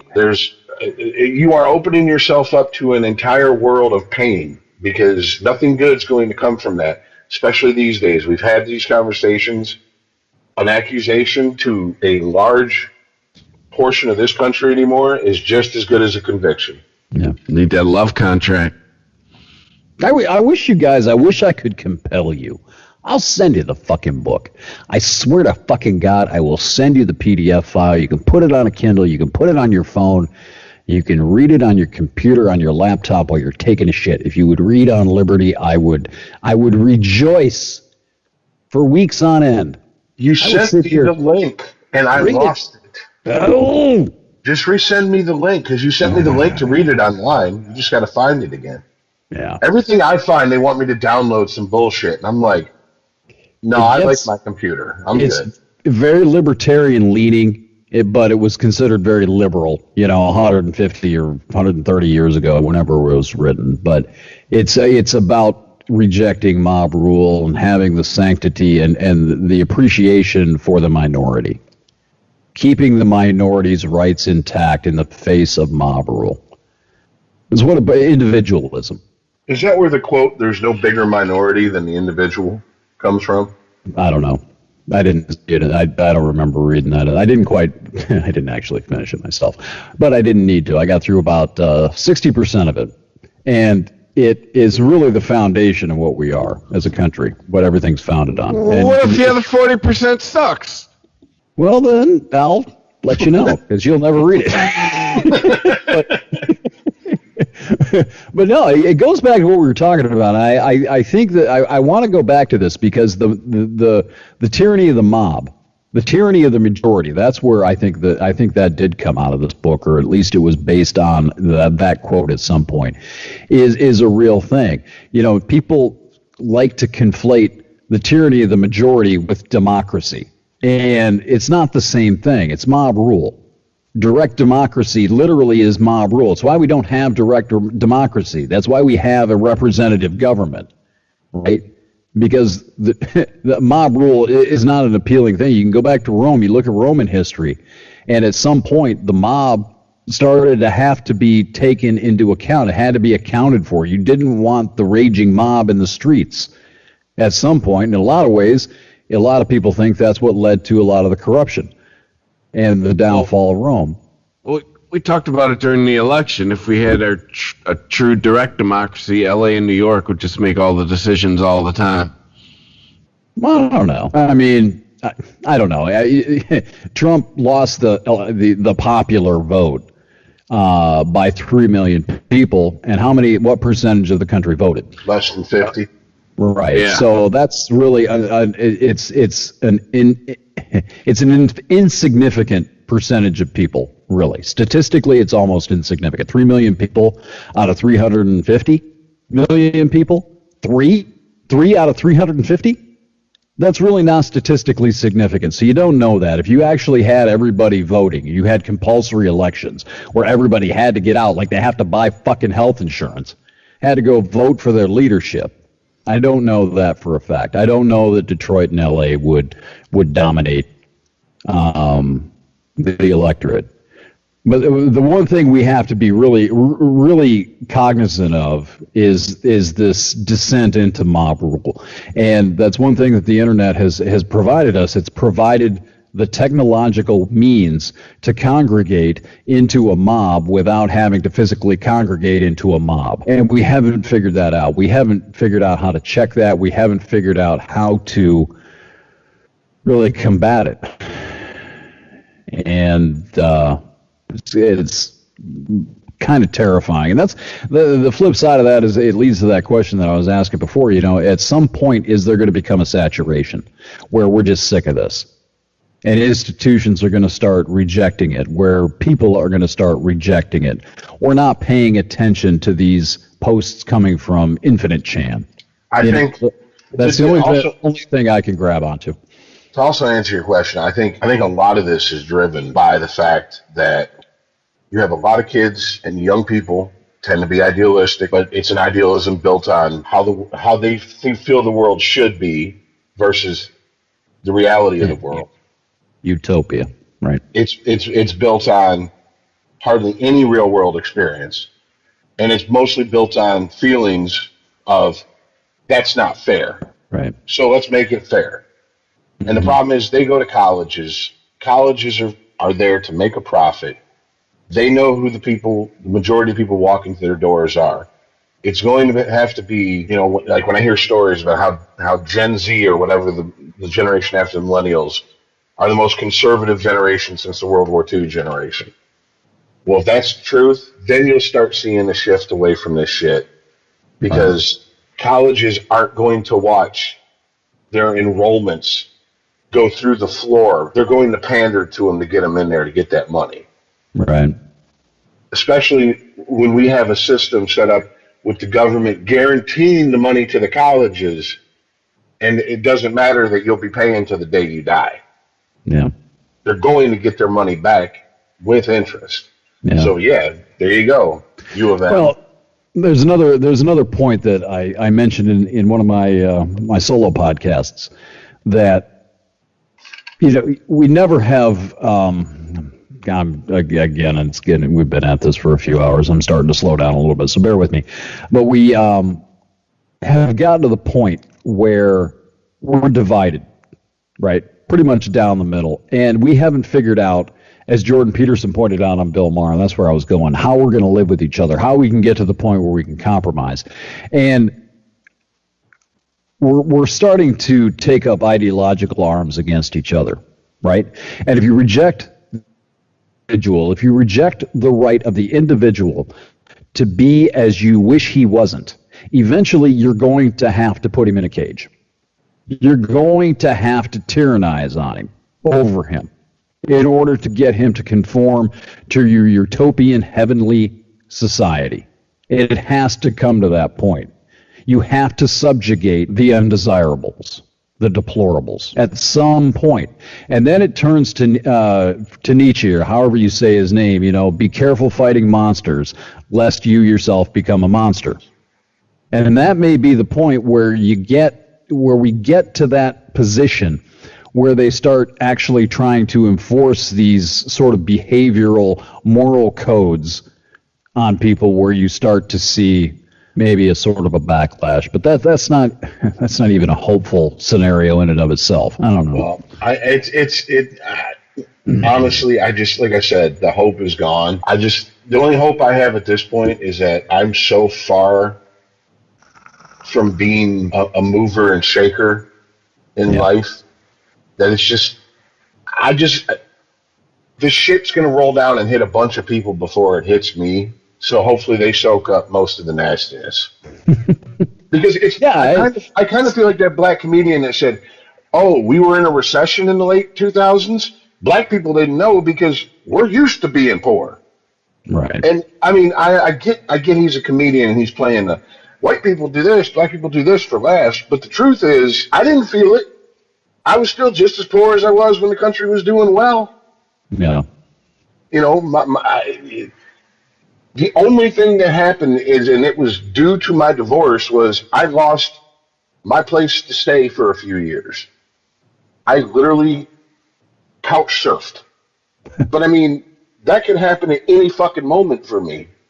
That's the price I pay to not tap dance for people in life. You want to live life on your terms, then you have to be prepared for the consequences of that decision. And I walked into this with my eyes wide open. Of all the things I'm mad about that I've been lied to about, this wasn't one of them. Yeah. I love putting a match to a bridge, and I refuse to tap dance, and that comes with a price.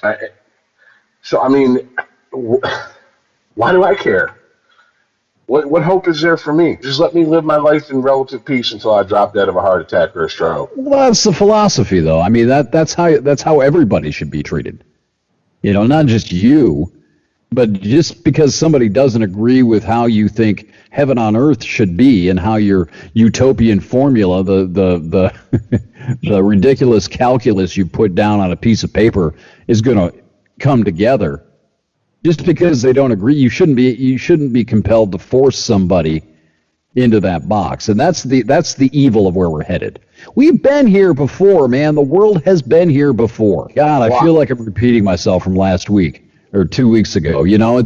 We've seen how this goes. You are not factoring in human nature and how people will choose to do something even against their own best interest to exercise their individualism and their right to do it. Well, then there's also just the plain universal fact of human nature. The more you tell someone they can't do something, the more they want to do it.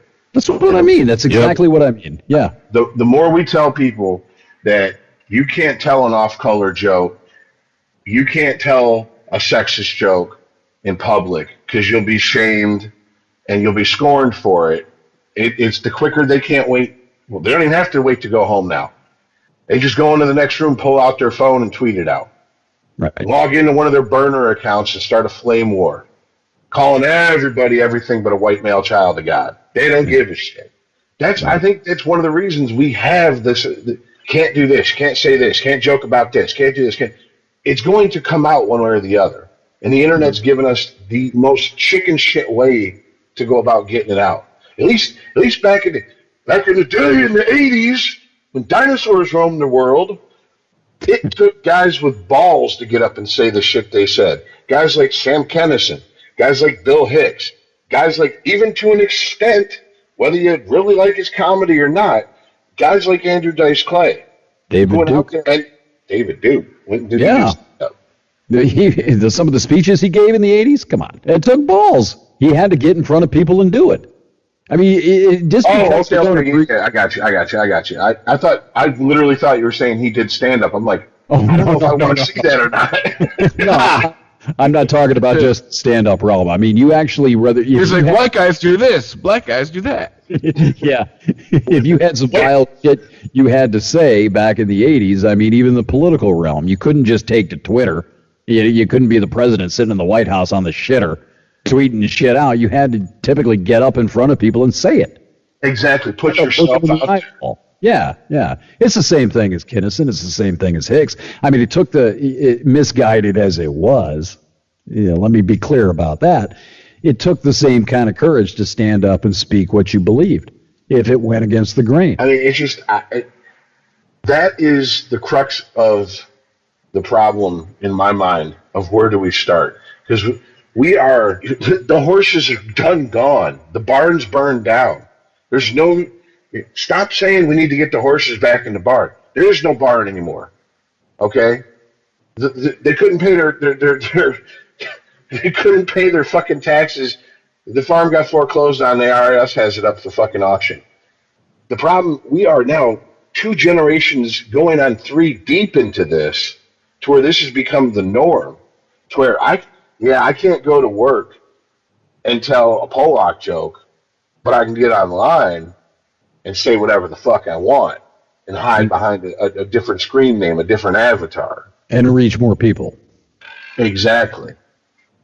And almost guarantee, depending on what platform I use to say what I want to say, the outrage that and the anger I'm looking to get. See, that's the thing. Like, I think people forget, and I think a lot of younger people just don't understand this concept. Before the internet, you had to be an asshole, and you had to be willing to back it up.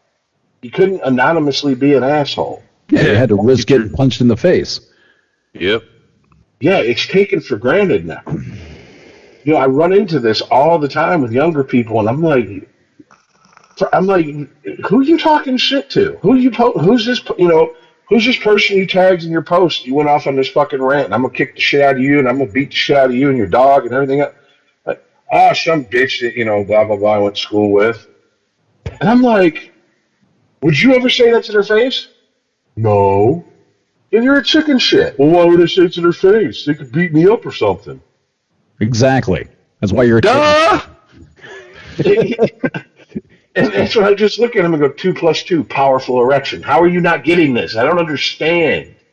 Yeah. And it's just because they can't comprehend the world we grew up in where, when I hear about cyberbullying, I mean, this is one of the things that Aaron and I got. Motherfucker. This is one of the things you missed it, Chris. Aaron and I had a pretty good back and forth last week. It's one of the things I just couldn't get through to him. It's like, it's cyberbullying. Who gives a fuck? Who gives a fuck? Yeah. Are you serious? Delete your account. But that's the thing. It's not just, I can't just delete my account. I have to delete my account and then go, well, I was bullied so hard I had no choice. Yeah, you did. Block them and move the fuck on. Yeah. Learn what the block or the delete button is. There is nothing said online that I have not said online today that I haven't heard from dozens of people who decided, for whatever reasons, or one person with a dozen accounts, let's be fair, I don't know, it could have been either, that just wanted to, I'm going to pile on Rich. I'm going to go after him. Kill yourself. Man, when my dad died, I had people on that musicians forum I was talking about earlier. Well, I'm glad your dad's fucking dead. He's probably a faggot and he's sucking dicks in hell and blah, blah, blah, blah, blah. And I didn't even get upset because you ain't got the balls to say that shit to my face. So why do I care? It took me 3-4 months to learn that lesson online. Now, the first time I ran across it, I was pissed. I got up and I was like pacing in my apartment like, I'm gonna find this motherfucker. I'm gonna find him and I'm gonna kill him. And then it hit me. No, you're not, because he's a chicken shit somewhere hiding behind a computer screen. He don't want none of you. In fact, it's not even about me. It's just about getting a reaction. And showing off to other people, too. Exactly. Yeah. Look how badass I am. Yeah. I can and here is the ultimate thing. If you delete your account and announce that you deleted it because people were trolling you, you have handed them before the online avatars, right? A lot of these guys don't. I mean, I don't know that a lot of these younger people can even comprehend a world without social media or comment sections or however you want to phrase it and frame it. I don't know that they can do that. I don't know that that is even in their DNA to be able to go through that act of deleting their online existence. No, it's not. And I can tell you why. It's not just limited to the younger people, like in their 20s. It's the people who fully gave in to the Matrix. And the reason I say that is because look at all this shit people are digging up from people's old profiles. There's literally an opinion piece I read that said, if you haven't already and you're worried about people digging up your social media, for the love of God, go back to MySpace and make sure your MySpace account's deleted. Anything you can find. Go on these sites that periodically take snapshots of the internet, and they've done it for decades now. And get that shit off of there. Because if you can find it with a simple Google search, so can someone else. Yeah. And these people know the internet like the back of it. You play on the internet. These people live there. Yeah. You're a visitor. They're a tenant. You know? I do tend to toot my horn every now and then. Not sure if you guys have noticed that or not. But I have I've never used my real name online. I periodically search my given name, my legal name, and there's nothing there after like 2004. And that's like an old baseball box score when I played a summer league baseball thing in Denver. And there's some shit from like 1992, an old address. The house isn't even there anymore. But I've always used like my radio name, or I've always used like just some sort of a pseudonym online, and I'm so thankful that I did. And I had multiple Facebook profiles that are deactivated. Facebook deactivated them, actually, because I didn't use my real name. Somebody reported me, and they deactivated it. So there's nothing there to be found all the way back to the beginning of Facebook, except for what I have up right now. And I'm so fucking glad I did that, because you're going to be chasing a ghost. There's nothing there. For what it's worth, I set my Twitter account to private before I nuked it. But, yeah. Well, I mean, but you didn't really have anything on there, though. Your Twitter account's always been pretty mundane, right? But it's like we said last week. Depends on your politics. We're below the radar. Fair enough. We're flying under radar for the most part. Right. That's why we can do what we do. And by the way, Chris, we gave our listeners, anybody who listened to us as a hate listen, we gave them a way to fire us. We said, you contact Chris at ChristopherMedia.net. You offer him $10 million for the network. He takes it. You now become single CEO owner, and you fire us. Oh, hey, you fired the fuck out of us. And then, oh yeah, we're fired. And then we'll start up our new network the very next day. Exactly. Sort of a ToddZillaMedia.net. Yeah, exactly. Toddzilla News. Yeah. Zilla News coming at you. Dum. Breaking news. Rich is ranting in the corner over there. Let's cut to whatever. Wait a minute, he's not ranting. He's hunched over masturbating. Never mind. Sometimes you can't tell the difference. Sometimes he does these things simultaneously. He's a man of many talents. Yes. Who says men can't multitask? Yeah. All right, we got to wrap it up though. We're at like 350, and I know a lot of it was like 20, 30 minutes was intro, but we're now at like close to 3.5 hours of actual show. Oh wow. Oh yeah. Yeah. I'm feeling my tank draining. Yeah.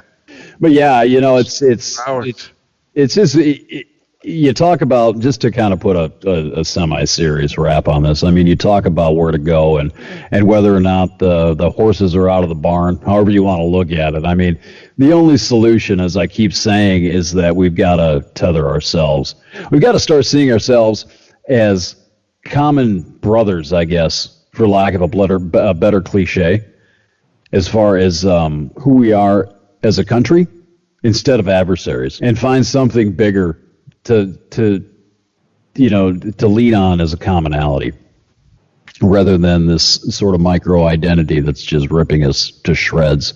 We've got to find a tethering to facts and find a source for it and start demanding it, so we're not so easily manipulated. And I say that, and it sounds like this utopian of my own, I suppose. And I'm not optimistic that we're ever going to get there. I think it's going to come to the point where we're going to rip the fabric enough to where our ass is going to start falling out before we even decide to start addressing it. Man, I'm starting to realize, God damn it, Rich, I'm starting to see more and more Earl's mindset for Trump. Like, maybe this is the beginning of, well, fuck it, tear it all down and let's start over. Well, yeah, I mean, it's not going the way they thought it would. We're tearing ourselves down. It's not tearing it down. We're tearing ourselves down. I mean, when you have something that's not sustainable, that isn't beneficial to the people that supposedly it was created by and for. I mean, what do you expect? I never, and I've gotten yelled at by plenty of my super liberal friends for this. I've never not understood why someone voted for Trump if that was their reason. I was like, I totally get that. But at the same time, I just don't have faith in this fucking orange jackass. He's not the one. No. Okay. That's all there is to it.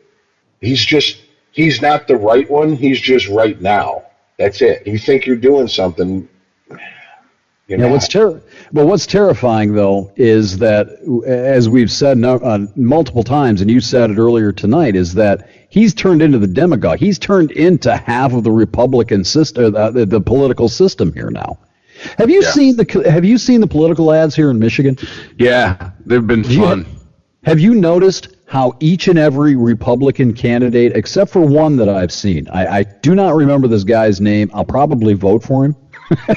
Whatever his name is, but all the other ones have Trump's dick so far down their throat. It's like their whole political slogan is, I suck Trump's dick better than this guy does.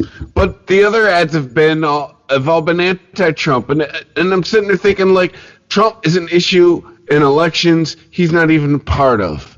Right. Yeah. Yeah. That's talent. You can say whatever you want about the political apparatus. Okay? Political parties, pollsters are paid a lot of money to understand the political landscape and how to craft political ads. If you think that this fall is going to be a negative referendum on Donald Trump, you need to watch the Republican Party ads in this state. They are not running from him. They are shoving that big orange dick right down their throats. They are afraid of being disassociated with Donald Trump. With this bad blonde merkin. Yeah, I mean, it really. If think about this, I don't remember when it was. It might have been 2012. But I do know that John McCain avoided. No, it wasn't 2012. It was 2008. I think John McCain avoided George Bush like the plague. Oh yeah. Remember that? Because same with Al Gore and Clinton. He was politically toxic, right? You're not seeing that at all. You're seeing just the opposite. They are just not only with the big orange cock down their throat, they have their middle fingers up his orange asshole. I heard the other day he has the biggest approval rating among Republicans ever. At this point in his term, yeah. It's like 89%. Mm-hmm. Something like that. It's like George Bush's approval ratings after Afghanistan. So it's mind-numbing. I don't understand the logic. I don't understand how people how the supposed alternative to all this thinks that they're going to ride a big white horse into the election this fall and deliver us from Donald Trump. With what message? Still waiting on that message. You know, the one message I see, Shri Tanadar, I can't Elections speak in very 3 well. months. What's that? Elections in 3 months. Yeah, what's Shri Tanadar? He's a caricature. He's like a Simpsons character. I don't speak very well, but I give you health care. And little children say, who the fuck is saying, what little kid is saying, you're Shri? What kind of fucking parent does that kid have? If this little kid knows your name and wants to go up and hug you, come on. I'll say this. The Democrats are putting a whole lot of eggs in the diversity basket. Yeah. Let's say what it is, in the not white guy basket. Yeah. Exactly. Yeah. And it's going to be a all or nothing proposition outside of places like New York. Yeah. Yes, outside of liberal hotbeds. Yeah. And you can't, whether we like this fact or not, Trump has drugged this country farther to the right in not even 2 full years than Bush did in 2 terms. And to go farther left to try to combat it is going to turn a lot of people off because they're going to go, wait a minute, I don't like Trump's brand of extremism. Why would I like yours? People know the scent of communism. People understand the scent of communism, even if you're not calling it that. Even if you're not quite there, they're starting to get a whiff of it. Hey, you know what? I'll be the first to admit this, Todd.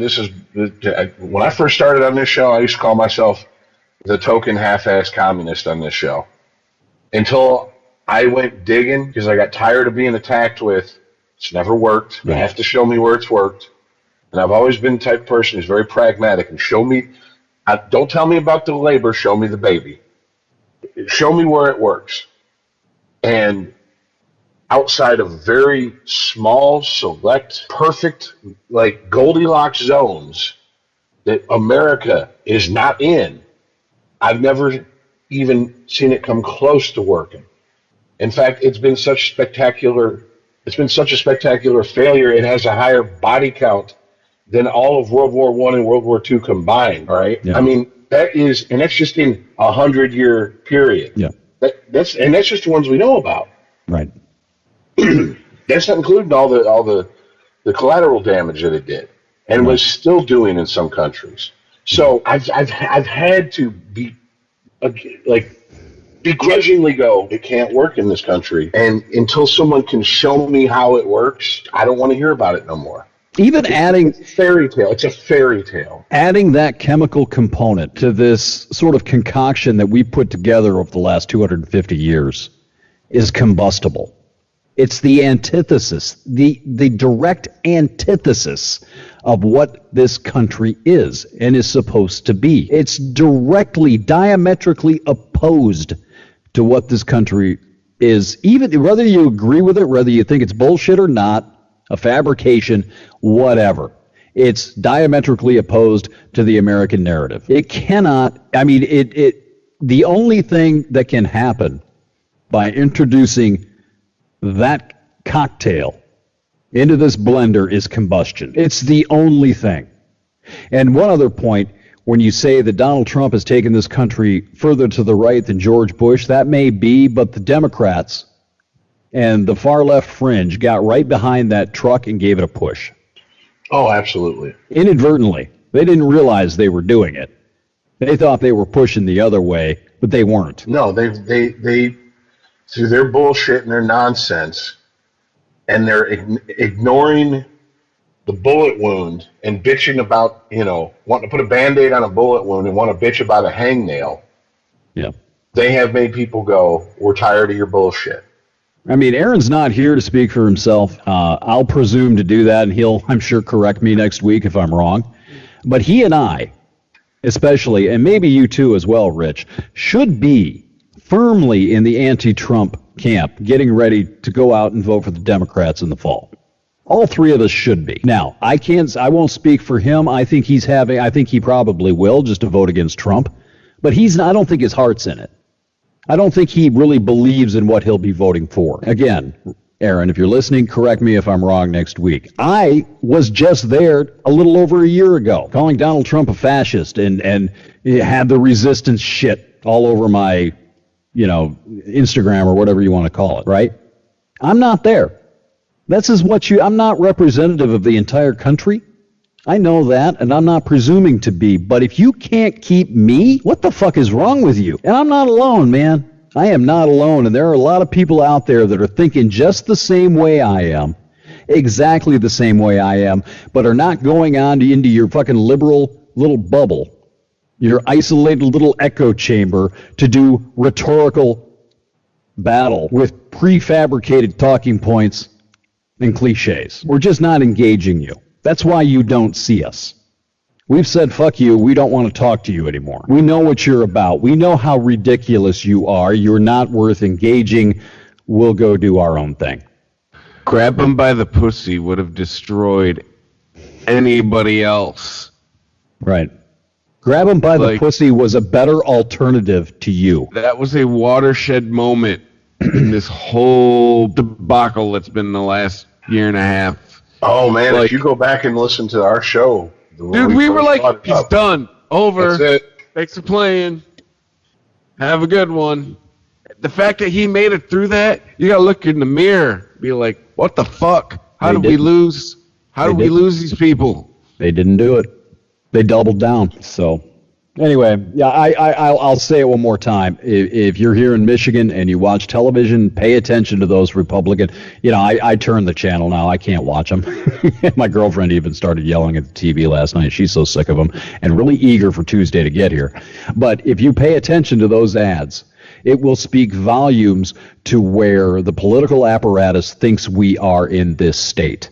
They think that Donald Trump is the key to success, that having him associated with you, I mean, as you're like looking upon Donald Trump as this politician up for election on Tuesday, you have got to look like you are on your knees praising Donald Trump. You've never voted against him. You agree with everything that Donald Trump is. That attitude and that image being projected on every political ad in this state speaks more than anything. They know what's going on. They have seen the barometer. Yeah, on Tuesday you have to either love him or hate him. That's how all the ads that I've seen are positioned. Right. And if the polling the internal polling in the RNC or in these individual campaigns looked like Donald Trump was a drag, they would be avoiding him just to get elected. I saw one ad where I don't even know who it was for, but they said this person was going to fight the racism of Donald Trump. That's in their ad. That's Tanadar. Shri. Yeah. The Indian guy. We're going to kick Donald Trump's racism out of Michigan. Are you really? Have you been to Hillsdale? Let me take you, Shri. I'm thinking Donald Trump is bad didn't work in 2016. We're still going to try it? Mm-hmm. That was pretty much, that was the last 3 months of Hillary's campaign. That was her theme, was Donald Trump is bad. It didn't work. Right. And I got bigger news for you, for the people trying that. Didn't work in the 80s against Reagan. It didn't work in the 2000s against Bush. Stop doing the same fucking thing and expecting different results. I think I am almost offended. I don't know Shri Tanadar. I don't know anything about him. But to me, I'm not offended by the fact that there's an Indian dude running for governor. I could give a shit less. But it's such, you know what it reminds me of? It's like Token on South Park. Yeah. It's like they propped this guy up, or he's propped himself up. Somebody has propped him up as almost the token foreigner to run against in the Republican candidates. He's the House Negro. I'll say it. He's the House Negro. Maybe. I'll let you say it. He's the House Hindu? Should we go that route? I'll tell you this. My family who left Michigan and who pay attention to the politics in this state are losing their fucking minds over who's the Democratic candidates for governor. Mm. They are flipping the fuck out. And that right there, they represent pretty much your average conservative from the older Republicans to the newer Trump, whatever his party of Trump Republicans. Mm. And I mean, you have a Muslim, you have an Indian, yeah, you got Democratic Socialists, you got a woman running who's up there cussing, fix the damn roads. You know, what the hell's wrong? And I'm like, you people voted for Trump. Yeah. Yeah, no, right? Right. But is this the beginning of the demagogic push then? You see what I'm saying? They're looking for that formula, that Trump formula that worked in 2016, the caricature. The chick in New York. I listen to Cynthia Nixon. No. The Democratic Socialist with the crazy eyes. The communist. Whatever. Octavio, whatever her name is. Yeah. She's only 28. She can't run for president for another 6 years. 7. Yeah, 35. But I'm telling you, I listen to NPR because I can't listen to sports talk all the time because it's just the same shit. And I hate music on the radio. And I'm telling you, she is being groomed as that is the great hope for the Democrats 2 election cycles from now. That she's going to come in and just capture the hearts and minds of the liberal hotbeds in this country and enough of the people in the flyover states to pull an Obama. If you prop up an avowed socialist, borderline, I think is she the one that Aaron actually came out? She said she was a communist. I believe so. If that's the case, now I'm gonna preface that. If I have this mistaken, then I'll retract everything I'm about to say. But if you prop someone up who's an admitted communist as any sort of a national political figure, it's going to make the suicide you committed with Hillary Clinton look like child's play. If you want to figure out a way to energize the conservative base even more and find something even more conservatively radical, put a communist up there. Yeah, that won't go well. Think about that. If you got that reaction out of Hillary Clinton, an establishment Democrat, what kind of a minority communist? Fine, I don't care about the minority part of it. A lot of people do. You combine that with communist? What the fuck do you think is going to happen? Do you think that your energized base is going to come out in fuller force than the redneck base? You know, I have to say, I think it's amazing that when I was younger, it was pretty much a given in politics. If you were a Republican, that you were not going to get the majority of the black vote. It was just a given.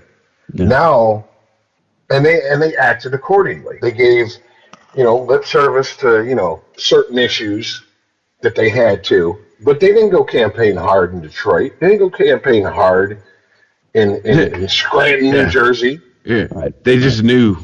Yeah, they knew better. You got to spend the resources. Yeah. But now we are so on the other side of this black hole that we've been sucked into that you have Democrats. Just be a regular hole, Rich. You have Democrats. Oh, take it up with fucking Einstein when you see him in the next world. We have Democrats who are running on. If we don't get the white vote, it doesn't matter because if we can get every minority eligible to vote for us, we can beat the white vote even if they all vote against us. No, you can't. No, you math can't. isn't there yet. You can't because you're not factoring in women. They're not all going to vote for you. They're not still all 70 to 30. Yeah, I mean, we may be a lesser majority than we were. The white vote is still the majority vote in this country. What you're doing is it's a losing proposition by alienating the largest demographic in the fucking country. Exactly. Yep. That's what I'm saying. I can't believe. It's like they want to lose. It's almost like they want to. Did I ever send you, Todd, the first 5 minutes of the show? It was on HBO. They had Jeff Daniels, where he's on a panel and they ask Oh, I saw that. I've seen that clip. Okay, Yeah. you've seen it. Yeah. Yeah, I keep thinking back to what he said when he looks at the guy on the right and he's like, blah blah blah blah blah, and he looks at the chick on the left and he goes, "Here's the problem with liberals: you lose all the time. You lose when you shouldn't lose. What's wrong with you?" And I almost think you're right. It's like, if we can play the victim card so effectively, we can keep this machine rolling. We can keep the money coming in, and we don't need to win. Because there's always the hope that we will win. It's like the producers. It's like the producers. Yeah. Create a failure to still make money. Exactly. They are the Chicago Cubs fans, before 2016, of politics. It's like every year, if we could just get our fan base to hope, they will fill that old stadium, and they will raise their kids to be fans and their grandkids to be fans, and they will be loyal to us to a fault. All you got to do is build the brand. If you build it, they will come. And on that note, are we getting done? Yes, we need to. We have reached 4 hours.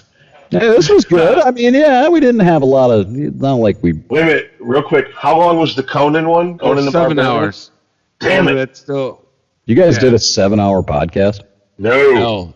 The Projection Booth podcast, available on ChristopherMedia.net, did a 7-hour. I'm rubbing podcast. off on you. Good for you. Did a 7-hour podcast on Conan the Barbarian. So you can check that out at ChristopherMedia.net, along with all the other podcasts. We got an Amazon link. We got a PayPal button. All that crazy shit. We thank you for listening, and we will catch you next week. Bye. See ya. I'll miss you.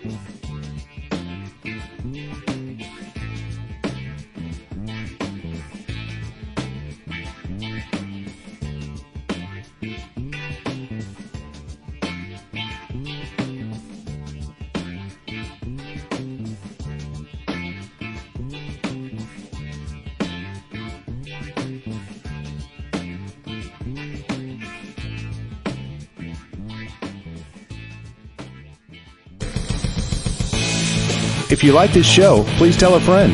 Please follow us on Twitter and like and share us on Facebook by searching for Christopher Media. You can subscribe to all ChristopherMedia.net shows for free on ChristopherMedia.net. Please make sure to rate and comment on all your favorite Christopher Media shows.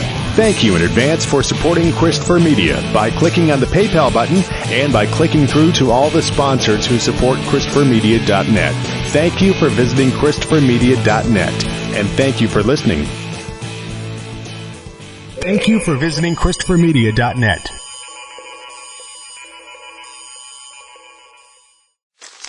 Me, but also you. The Pharaoh fast forwards his favorite foreign film, Powder Donut. Okay, what's my line? The only line I see here on the script is get options based on your budget with the name your price tool from Progressive. Oh man, that's a tongue twister, huh? I'm sorry, I'm gonna need a few more minutes. Bulbous Walrus, the Bulbous Walrus. The Name Your Price tool, only from Progressive. The owl ran afoul of the comatose coxswain. Progressive Casualty Insurance Company and affiliates. Price and coverage match limited by state law. Reinvent yourself at UCLA Extension. Explore continuing education programs to enhance and expand your skill set. Gain real-world skills taught by industry experts that you can apply immediately. Learn from anywhere and choose from a wide variety of online courses in entertainment, digital technology, business, engineering, and more. Winter quarter begins January 4th. Learn more at uclaextension.edu.